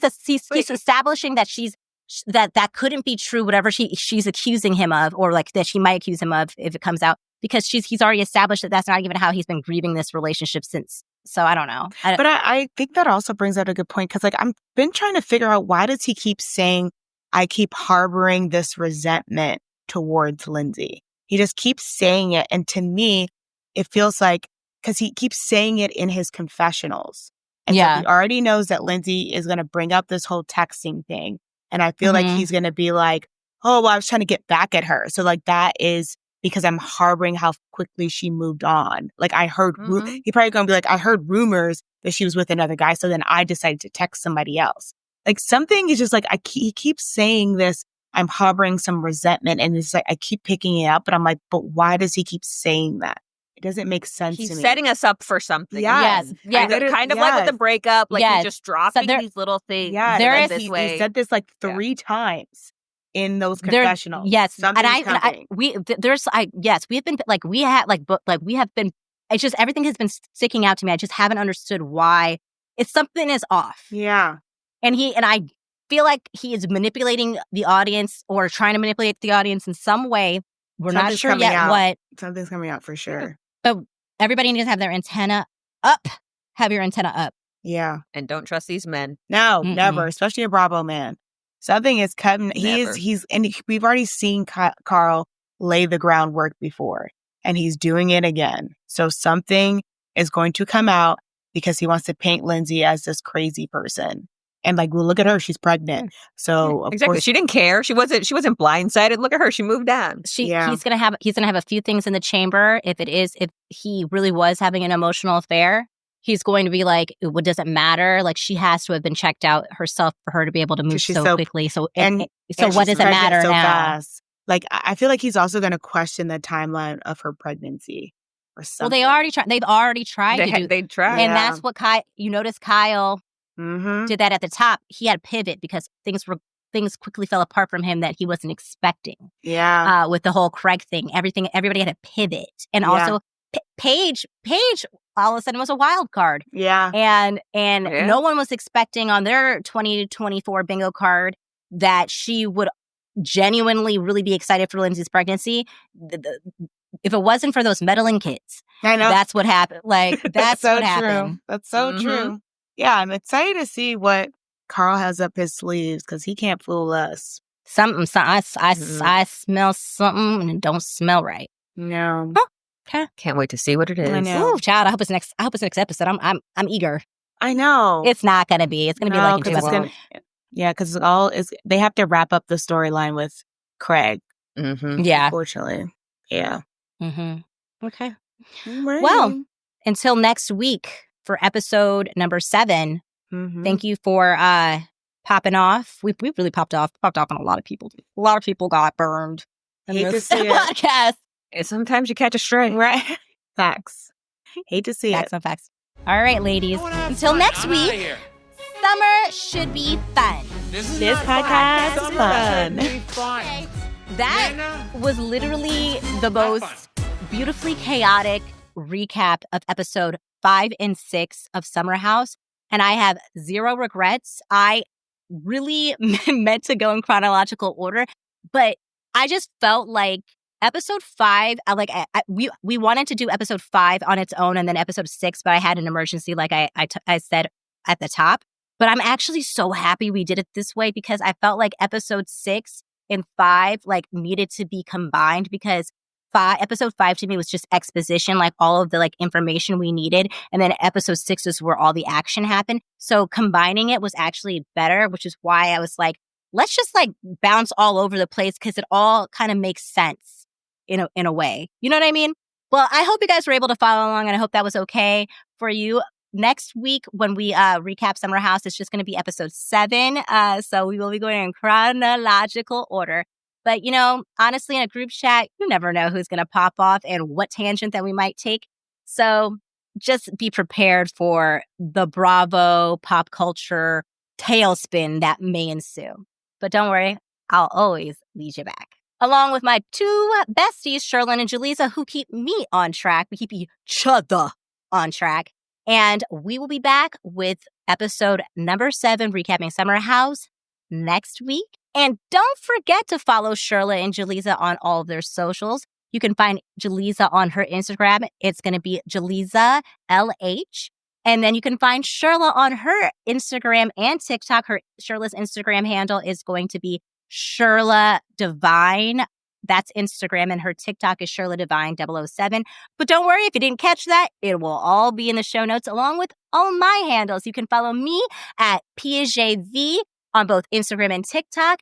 And on YouTube, it's Pia Pops Off. And if you're so inclined and you want to send us a long-form email, you can email the pod at piapopcultureguru@gmail.com. All right, I think that's it. Summer has come to an end for now, but we'll pick up back next week. So until then, what does Pia always say? Oh yeah, pop off!